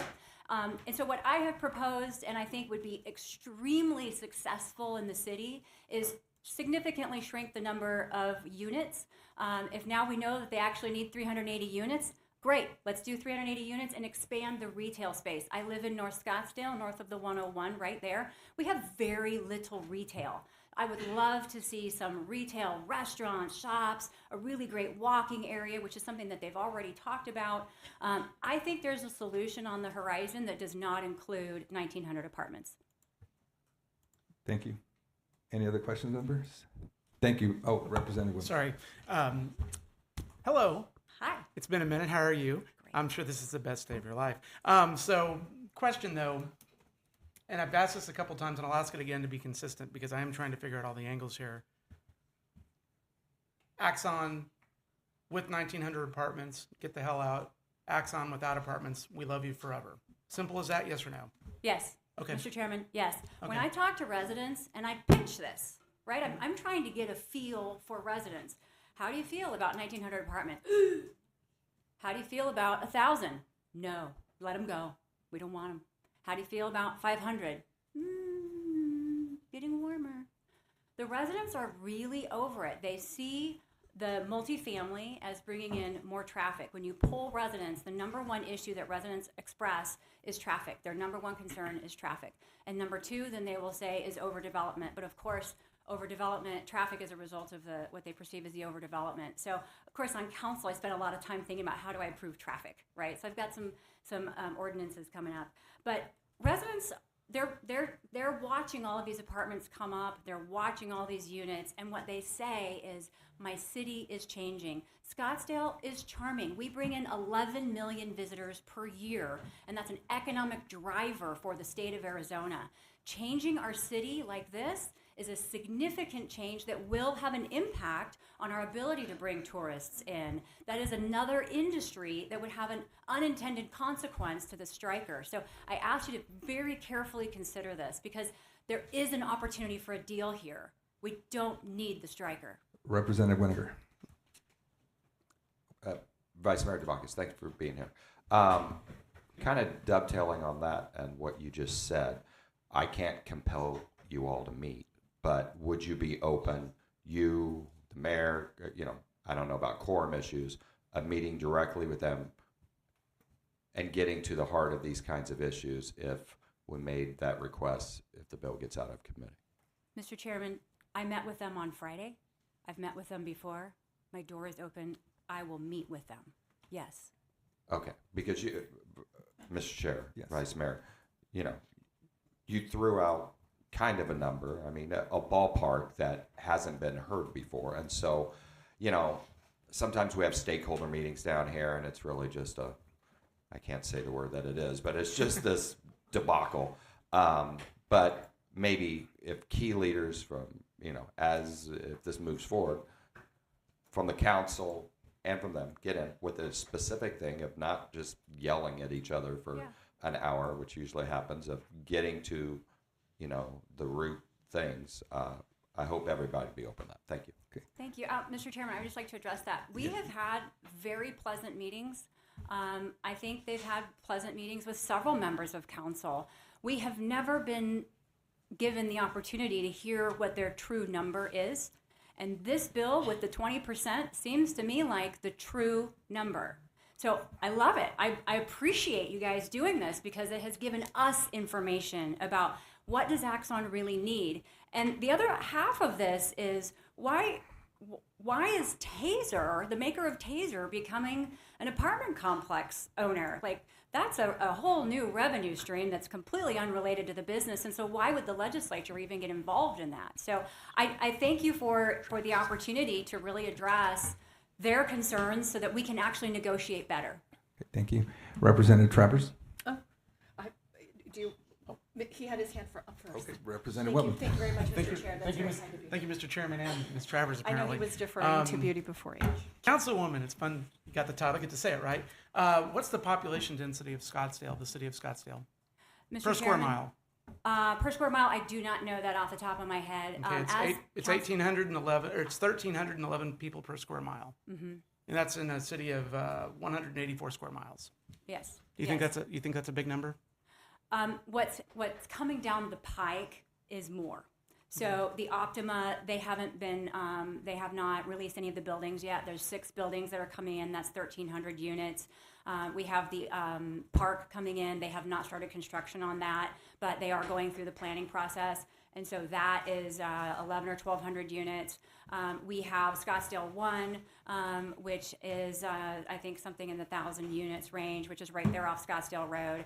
So there are, in the pipeline, I have heard something in the range of 10 to 12,000 apartment units in the city of Scottsdale that have been approved and not yet built. So we have a significant pipeline if the density is, just curiosity, because I was looking at other cities, members on the committee. Glendale and Chandler are both about 3,800 people per square mile. Wow. Stats are interesting. So I'm just throwing those out there. I don't really know what that means, but so in our Through the city, Vice Chair. Mr. Chairman, in our city, we are 11 miles wide and 31 miles long. So we have a very different structure than other cities. We are not a square. We are not a square. So as we go 11 miles up, you'll see the density between South Scottsdale, Old Town, and the 101. That's really where the density is. But then on the far right-hand side, we went out and we bought a mountain. So we have the McDowell-Sonoran Preserve as part of our city. 55% of our city is natural area open space because of that, which all of us benefit from the opportunity to go hiking and whatnot on the preserve. So our density is a little bit off. And then north of the 101, we have significant single-family housing. And as I mentioned, we have 7,000 acres, 3,500 of it. The State Land Trust is going through a process right now of zoning it. That will be 5,000 homes. Eventually, in about 5 years or so, that'll start building. So we are seeing adjustments to the city. And so part of my job as a councilwoman is to report back to the residents, but also to say, like, we're getting close to build out. So what do we want our city to be like? Because we do have very different sections of the city depending on where you live. Mm-hmm. Thank you. Representative Travers. Thank you very much, Mr. Chair. I guess this is a comment more than a question to you, Councilmember DeBascus. And I also want to thank Councilmember Graham for speaking earlier too. the 380 is only a rough number because that's the 20% contingent on the 1900. And, I would like us to be mindful when we talk about the number of apartments that we're building or how much we're building. Again, it goes down to this conversation about affordability. I'm looking at all these yellow shirts here, and I'm wondering how many of them can afford to buy or actually live in Scottsdale close to work. I know somebody who works here at the legislature who has a 2-hour commute every day. She has to take a bus to a park and ride in North Peoria, and then she takes another bus somewhere else. And she's probably, making the same, if not less, than what some of our workers are here.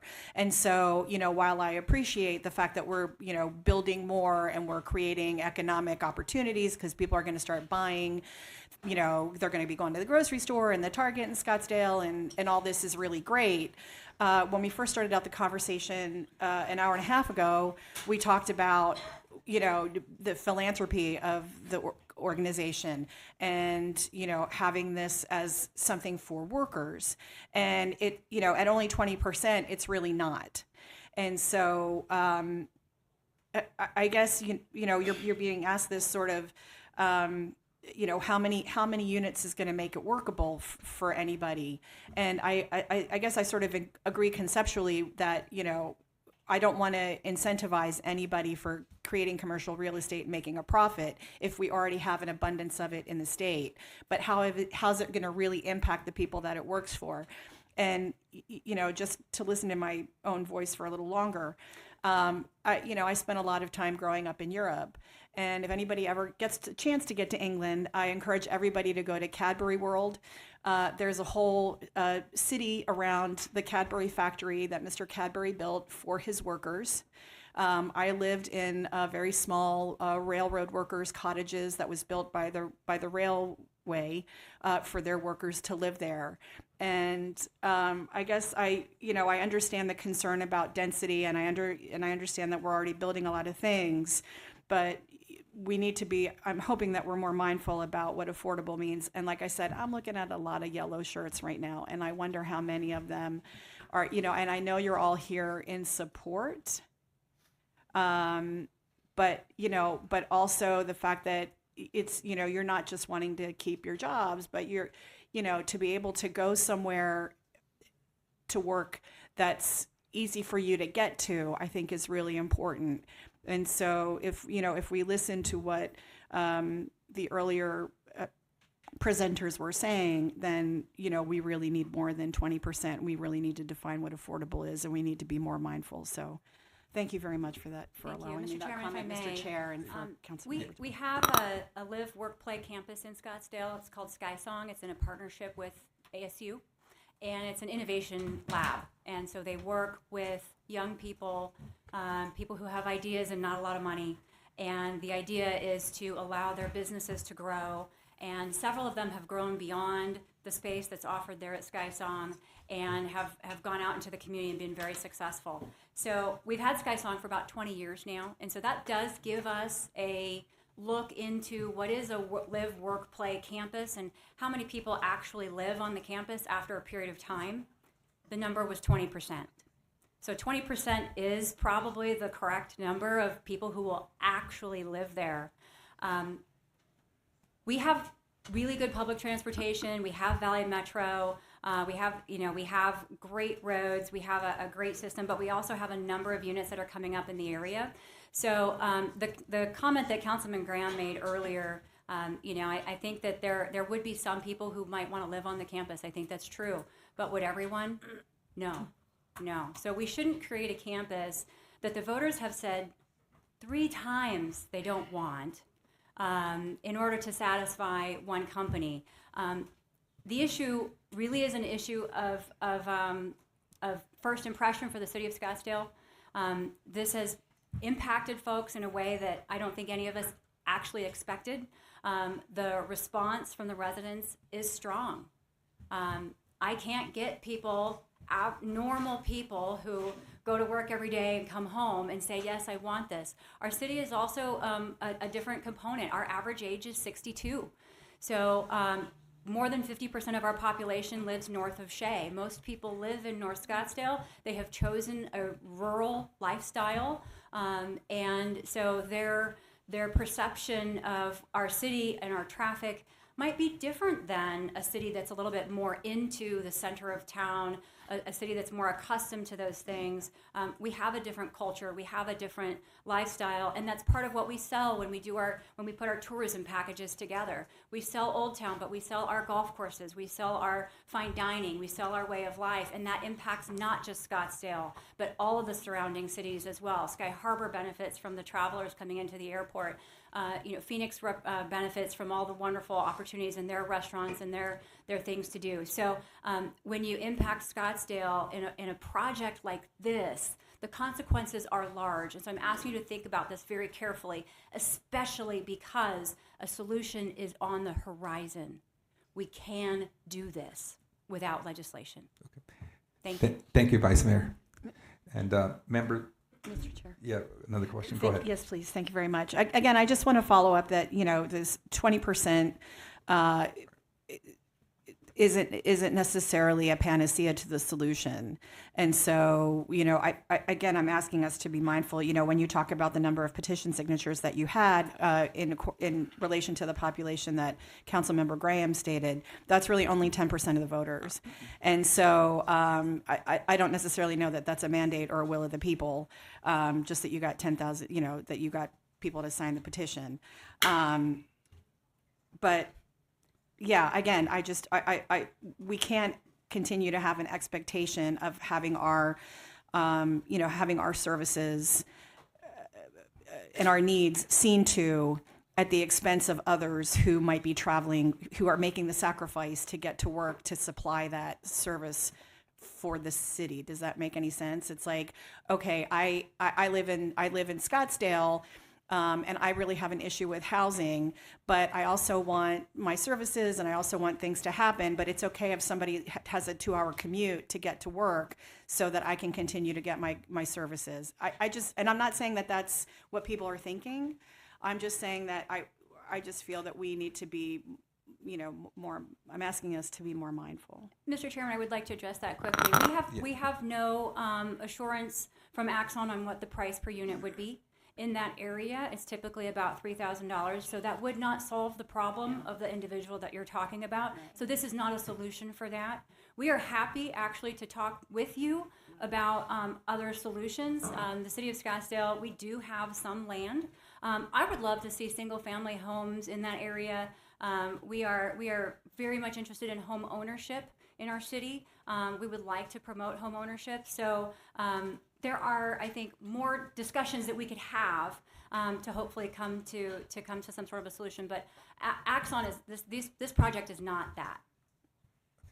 Thank you, Vice Mayor. Thank you so much. Thank you, Mr. Chairman. Members, before we head into final discussion, I think it's important that we hear from Axon's leadership. So I would like to ask Rick to come to the podium. Thank you, Mr. Chairman, and members of the committee. So to this idea that this was rammed through briefly or quickly, I've been personally working on this project for over 10 years, 6 or 7 years with the city of Scottsdale. Now, since we first acquired the land, a major world event happened, COVID.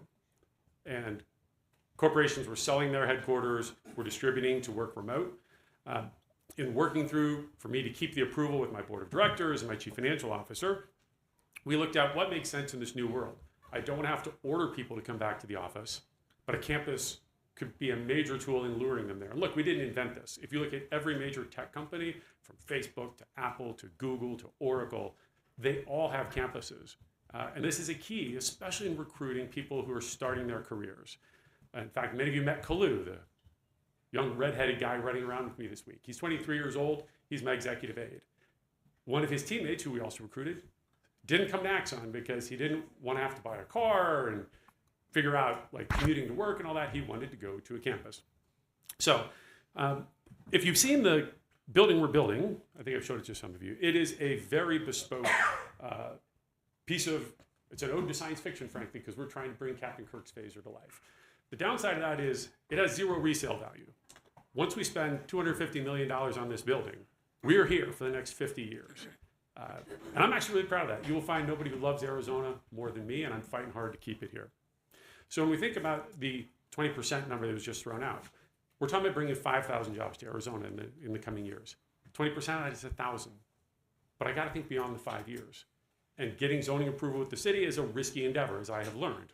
Because we got through the zoning process over the last 3 years. I've worked extensively with the Planning Commission, the City Council. We went through all that process over 3 years. We finally got to a solution. We negotiated one that works. And then shortly after that happens, I get approached by an out-of-state special interest. I've talked to many of you about that, who tried to force us into a very unfavorable agreement. And then they flooded the end zone with out-of-state people. This was not an organic uprising of Scottsdale. Only 7% of petitions came from local folks. So I now find myself in a make-or-break moment. My board of directors has been like, hey, Rick, we've been at this for 10 years. This seems like a chaotic business environment. We're being approached by other states. I've been very transparent about that. They're showering us with love and praise and tax incentives. And what my board is seeing is, frankly, a lot of negativity in social media from my own elected officials in Scottsdale. And it kind of makes it hard for me to make the argument like this is a safe place for us to do business. This has been thrown into chaos. 31 states do not allow a referendum like this for exactly this reason. And so at this point, you know, I find myself where my board has basically said, Rick, you've got to get this solved in this legislative session or you're directed to sell the land. So that's not me. And so I need your help so I can keep Arizona here. If we have to leave, we're already in negotiations. We would make a profit on the land. We'd make money, but I'd leave for the state with a broken heart. And what you would get is a shipping and fulfillment center. That is the unfortunate truth of what we're looking at here. Okay. Thank you, Rick. I have a set of questions for you. If you could talk about, from your perspective, the other sides talk about the community, that it's been an organic organization, the signatures. Can you talk about that process from Axon's perspective, and also talk about the circulators and if this was truly an organic operation from within the city of Scottsdale? Well, again, we've gone through the petition sheets themselves. 2/3 of the paid signature gatherers were from out of state. We saw many of them from California. My wife was harassed in a parking lot by one of these. Scottsdale PD spent months of the fourth quarter responding to trespassing calls. This was a major effort from an out-of-state interest. And again, only 7% of the signatures were gathered by local Scottsdale residents. And then when you ask what they were telling people, it wasn't a balanced perspective that this is a corporate campus. We're not talking about putting apartments just at random. And by the way, there are other apartments in Scottsdale, but none of them, not one, is walkable from my headquarters. So that doesn't achieve what we want in terms of a walkable campus that is an integrated live, work, play, just like Sky saw. That's very similar to what we would like to do. And so, yeah, I can tell you, it is very obvious to me this is not something that was organic. And the other thing I'll tell you is, when I talk to people, or when we are asking the full question, which is not, hey, do you want less apartments? But do you support Axon being able to build apartments as part of a campus or housing, including condominiums? 4 out of 5 people are a yes when you ask the full question. Thank you. Members, any more questions? Representative Wilma? Thank you, Madam Vice Chair. Hello, sir. I'll ask you the same question I've been asking everybody else. You get 1,900 apartments, you stay. If you don't, you're out, period.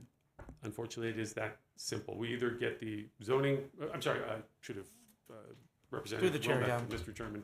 Yes. To follow up, to me, that feels a little bit like the wife that doesn't get her dinner choice on a Friday night and she files for divorce. Like, I don't understand why, okay, I don't get dinner, I'm leaving you.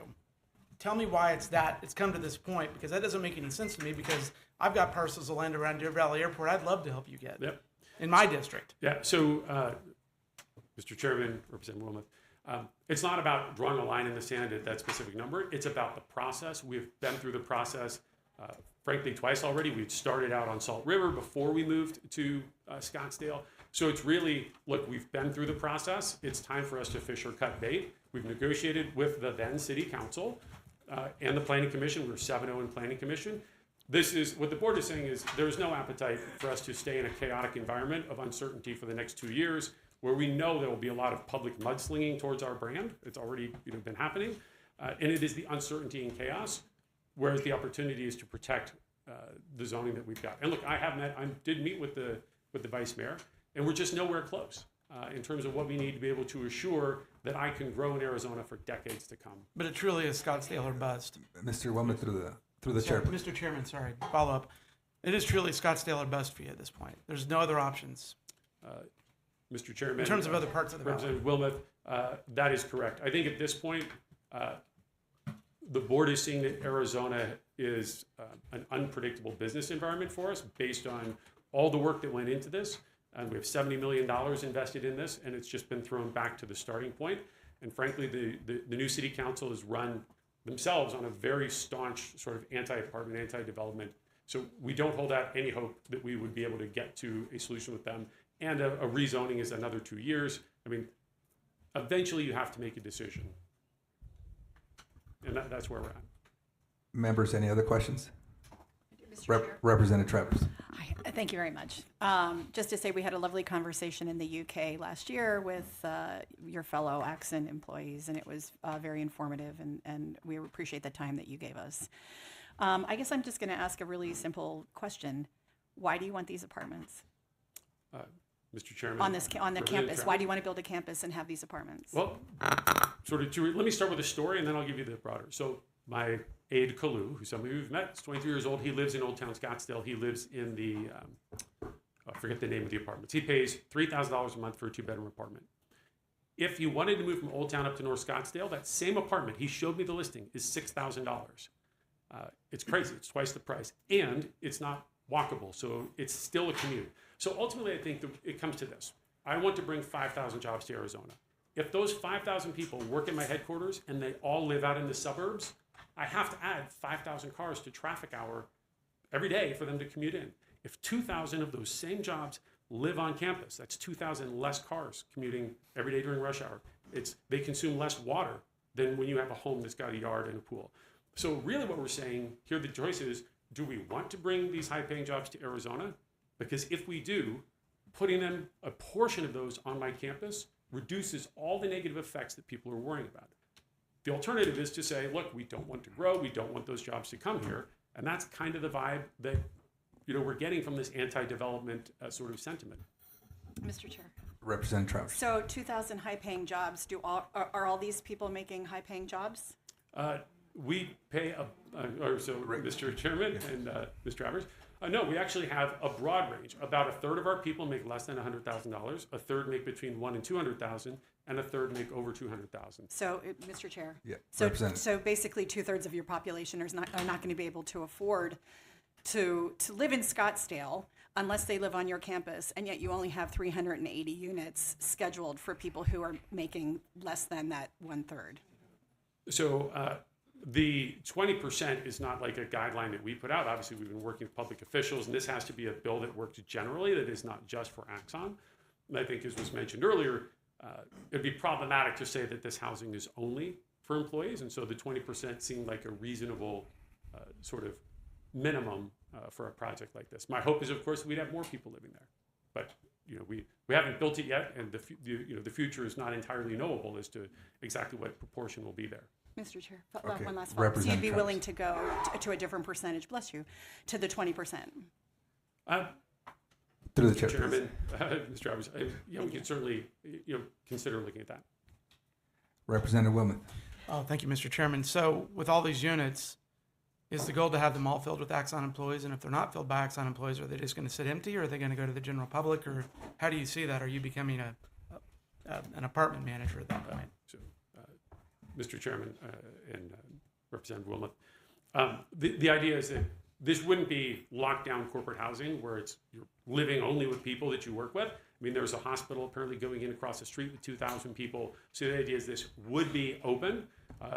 And we also need some of that density. Part of what we're trying to accomplish is an entertainment district. I mean, we want this to be a wonderful place that will attract people to want to come and live there. So we're envisioning 7 restaurants, entertainment venues, some retail. You need a certain amount of density for those businesses to thrive. And so and putting this together. And then we also assess, over the next 5 years, we'll need about up to half of those apartments and condos for ourselves. We have talked about phasing this over time, so it doesn't all have to be at once. But again, this is a multi-decade commitment for us, and the board has asked that we de-risk this, just seeing how fragile zoning decisions can be. Thank you, Rick. I don't think there's any other questions. Appreciate it. Thank you. Members, before I move the bill, or ask to move the bill, gave the opportunity for four people to speak on behalf of the yes side, 3 on the no side so far. We're hoping the mayor of Scottsdale would be here to present her case. She's not able to be here, but Rep. Ugenti is going to be reading a statement on her behalf. Thank you, Mr. Chair, for indulging this statement. And yes, the mayor regretfully couldn't be here, so I'd like to read her prepared remarks that she provided me. As mayor of my hometown, Scottsdale, I stand together with my fellow residents, council members, and our Scottsdale legislators in strong opposition to Senate Bill 1543, the tailor-made Axon Bill. I encourage each of you to do the same. Specifically, I ask you to vote no on the proposed legislation, the subject of today's hearing. The reason why I oppose this legislation and encourage you to vote no: 1, Axon's headquarter campus was approved by Scottsdale City Council in 2019 with no mention of housing, much less extreme high-density housing. As of today, Axon has not taken any action to build their corporate headquarters on their Scottsdale site. 2, 5 years after the headquarters was approved, Axon initiated a zoning application for high-density apartments, condos, and hotels. Although throughout the zoning case, Axon encountered overwhelming opposition from the community, from voters, from stakeholders. Being in an election year, Axon withdrew their zoning request in that late year of 2024. Then the 2024 election resulted in an overwhelming message to the former council, including the former one-term mayor, that Scottsdale residents are opposed unequivocally to more high-density apartments that are overwhelming our community. After the replacement of the majority of council in November of 2024, Axon came back with their super high-density application and received approval by the Lame Duck Council. Our community was outraged. A referendum effort was quickly initiated, and the requisite signatures were easily obtained. In fact, nearly double that was required. Rick Smith, who leads Axon's expansion project, never initiated contact to discuss how Axon might work with the city and the residents to improve the embattled Axon project and to be successful. I requested a meeting with Mr. Smith on March 20th. And encouraged him to work with the opposition and other stakeholders to find common ground. He confirmed his willingness to reduce Axon's density and work with council to accomplish a resolution. But now it appears Axon is looking to cut an easier deal with all of you, one which will now threaten to deprive Scottsdale residents and the city of Scottsdale policymakers from participating in the critical process. As mayor of Scottsdale, I urge you and assure you that I stand ready to work with Axon to continue to try to work toward an acceptable solution. I urge you to let our city accomplish the goals and allow this important company stay here if they're willing to participate and come to the table. As proposed, Senate Bill 1543 is a clear circumvention of the constitutional entitlement of our state, an end run that benefits one applicant. If this legislation is successful, it will have far-reaching negative consequences for the city of Scottsdale and all other cities that fall within all other cities that fall within the specific population range. This is not the way to accomplish the goals. It's myopic, and it's not going to work. I stand ready to avail myself to discussions with Axon, together with my fellow council members, residents, to identify a plan to support Axon's goals and move forward successfully without the state legislature depriving all of us of that opportunity and right. Thank you so much for the time. No problem. Thank you. Yeah. Okay. Madam Chair, please move the bill. Mr. Chairman, I move that Senate Bill 1543 be returned with a due pass recommendation. Madam Chair, please move the amendment. Mr. Chairman, I move that the Rivero Strike Everything Amendment dated March 24th at 3:11 p.m. be adopted. Members, the motion before you is that the Rivero Strike Everything Amendment dated March 24th at 3:11 p.m. be adopted. All those in favor say aye. Aye. All those opposed say nay. It appears the ayes do have it so ordered. Madam Chair, please move the bill as amended. Mr. Chairman, I move that Senate Bill 1543 as amended be returned with a due pass recommendation. Members, the motion before you is that Senate Bill 1543 as amended be returned with a due pass recommendation. Secretary, please call the roll. Representative Carbone? Aye. Representative Hendricks? Pass. Representative Hernandez? Representative Travers? Pass. Representative Winiger? Pass. Representative Wilmoth? I'm at the Indian way. I'm not going to pass. Permission to explain my vote, sir. Representative. Thank you. I appreciate everybody being here today. People that know me, I've been down here for 5 years. I don't usually ask a ton of questions because I usually figure out where I'm at before I get into a committee. Strikers are what they are. One of the testifier knows they're either for your advantage or against you, depending on where you're at. I love them and hate them and equal opportunities, right? So that's part of this. Strikers maybe shouldn't be a thing, but here we are. And so we've had a short amount of time to deal with this as a committee. And the previous two bills never really got anywhere, so they weren't really in the legislative percolator, so to speak. First thing I've had to admit that Scottsdale also cost the Coyotes twice because Sky Song should be the Los Arcos Arena. That's back from the 90s. The Coyotes would still be here if you guys had figured that out in 1996. So maybe that should influence, it's not going to influence anything, but I wanted to point that out. Look, guys, I've been one of the leaders on economic development and pro-growth in the state. The whole 5 years I've been here, I've been Commerce Chairman. Issues like this are special to my heart. This is a very, very tough issue because I can see both sides of it, which is why I asked so many questions. And I told people on both sides what I was going to do today and that I truly was undecided, including one of my fellow colleagues. I told him that. I lived to my word. I asked questions on both sides. I want people to understand that. This is a big deal, and I understand Scottsdale's concerns. Unfortunately for the citizens of Scottsdale, your last council kind of knocked you off the pedestal on the way out the door. They went through the process, and it passed. Lame duck or not, it happened. So that has to be part of the discussion as well. I have a bit of a Ron Swanson pyramid of greatness to this place. I call it the Justin Wilmoth Legislative Pyramid of Greatness. And it's several levels. The first level is my district. What does it impact? Does this bill impact my district? Is it my bill? Is it something I need to know back and forth? The second level is, what does it do to the rest of the state? You have to look at stuff holistically sometimes.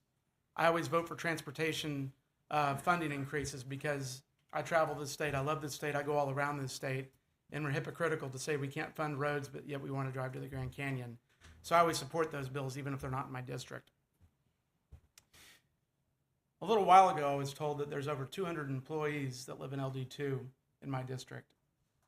I'm going to average out they're making $100,000 a year because I'm not good at math. So 100,000 times 200 people is $20 million a year that enters the state for tax purposes.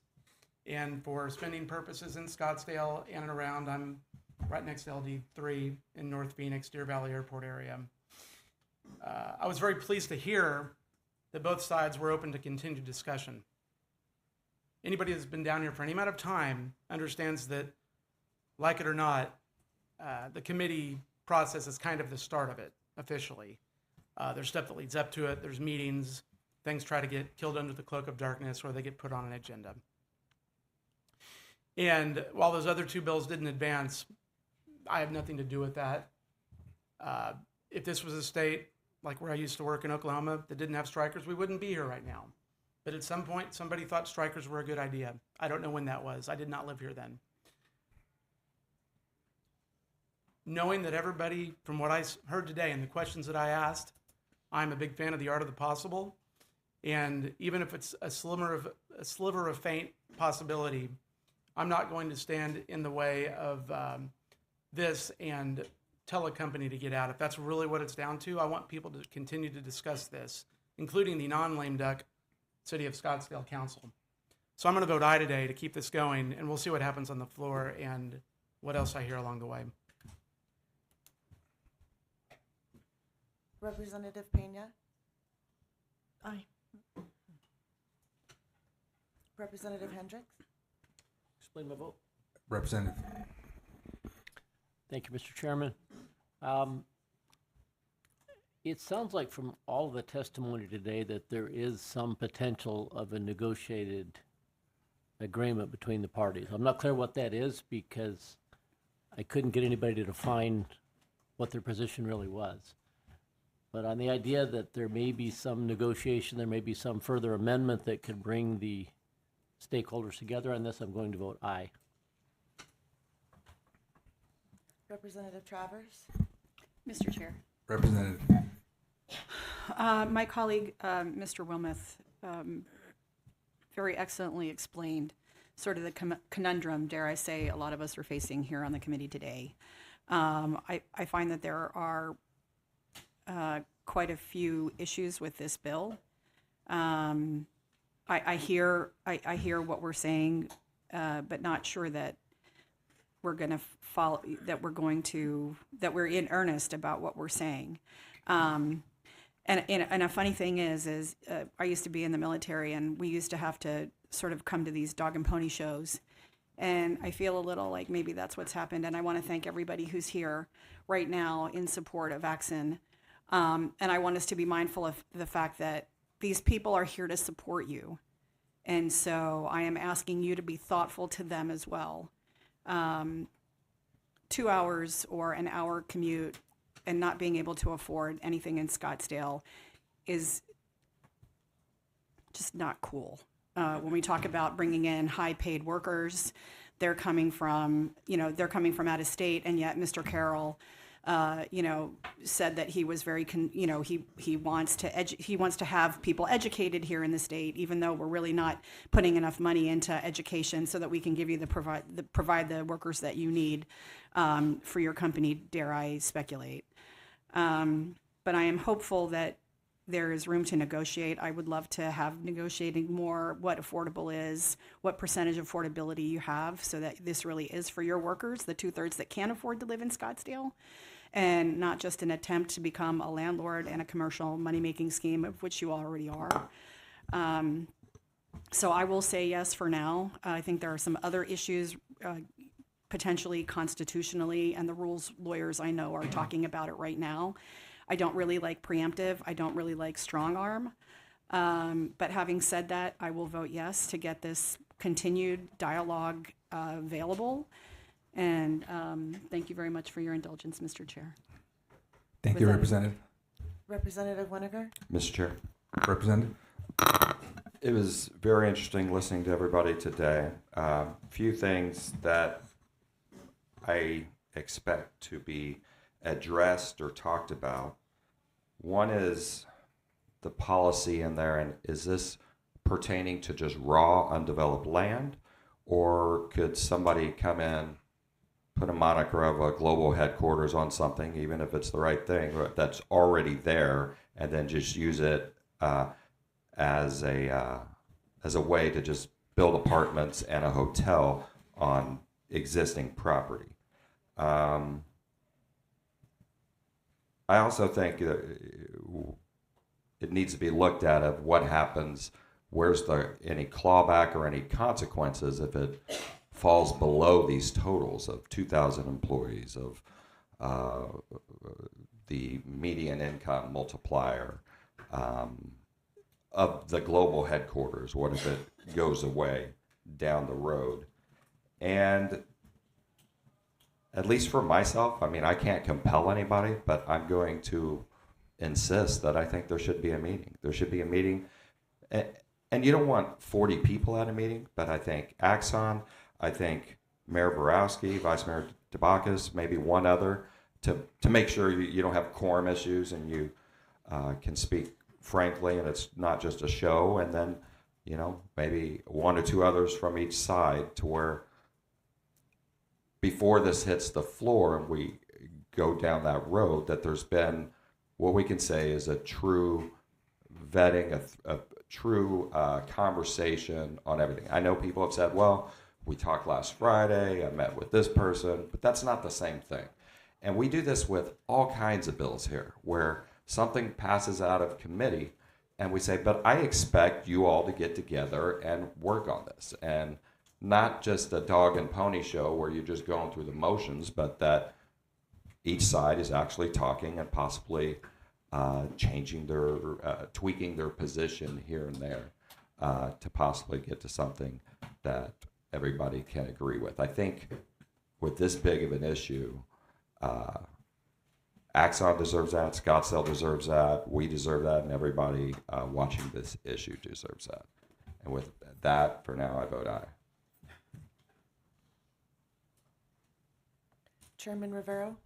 Thank you. Members of the audience, I want to briefly explain my vote first. First off, I want to thank Axon and their leadership for being here. I'd like to thank the chambers, GPL, and everybody else who's been here in support of this bill. I would also like to thank the opposition for being here and presenting their case. This idea, this proposition was brought to me a couple of weeks ago. I would say into the conversation, the first minute, I knew this was a difficult issue. I know it's a complex issue, but I believe in purpose. I believe in doing big things, and this is something I couldn't walk away from. In regards to the city of Scottsdale, I believe the city of Scottsdale is a great city. I can say that as a former council member. As a businessman, I could say the same thing about Axon. Axon is an amazing organization, and I'm hoping from this committee hearing that there'll be room for compromise and negotiation and consensus. And with that, I'm an aye.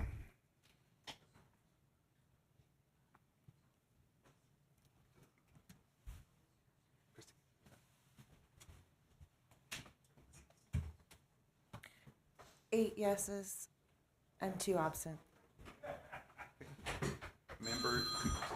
Members, by your vote of 8 ayes, 0 nays, 2 not voting, 2 absent, you have given Senate Bill 1543 as amended a due pass recommendation. And members, seeing no further business before us without objection, the Committee on International Trade is adjourned.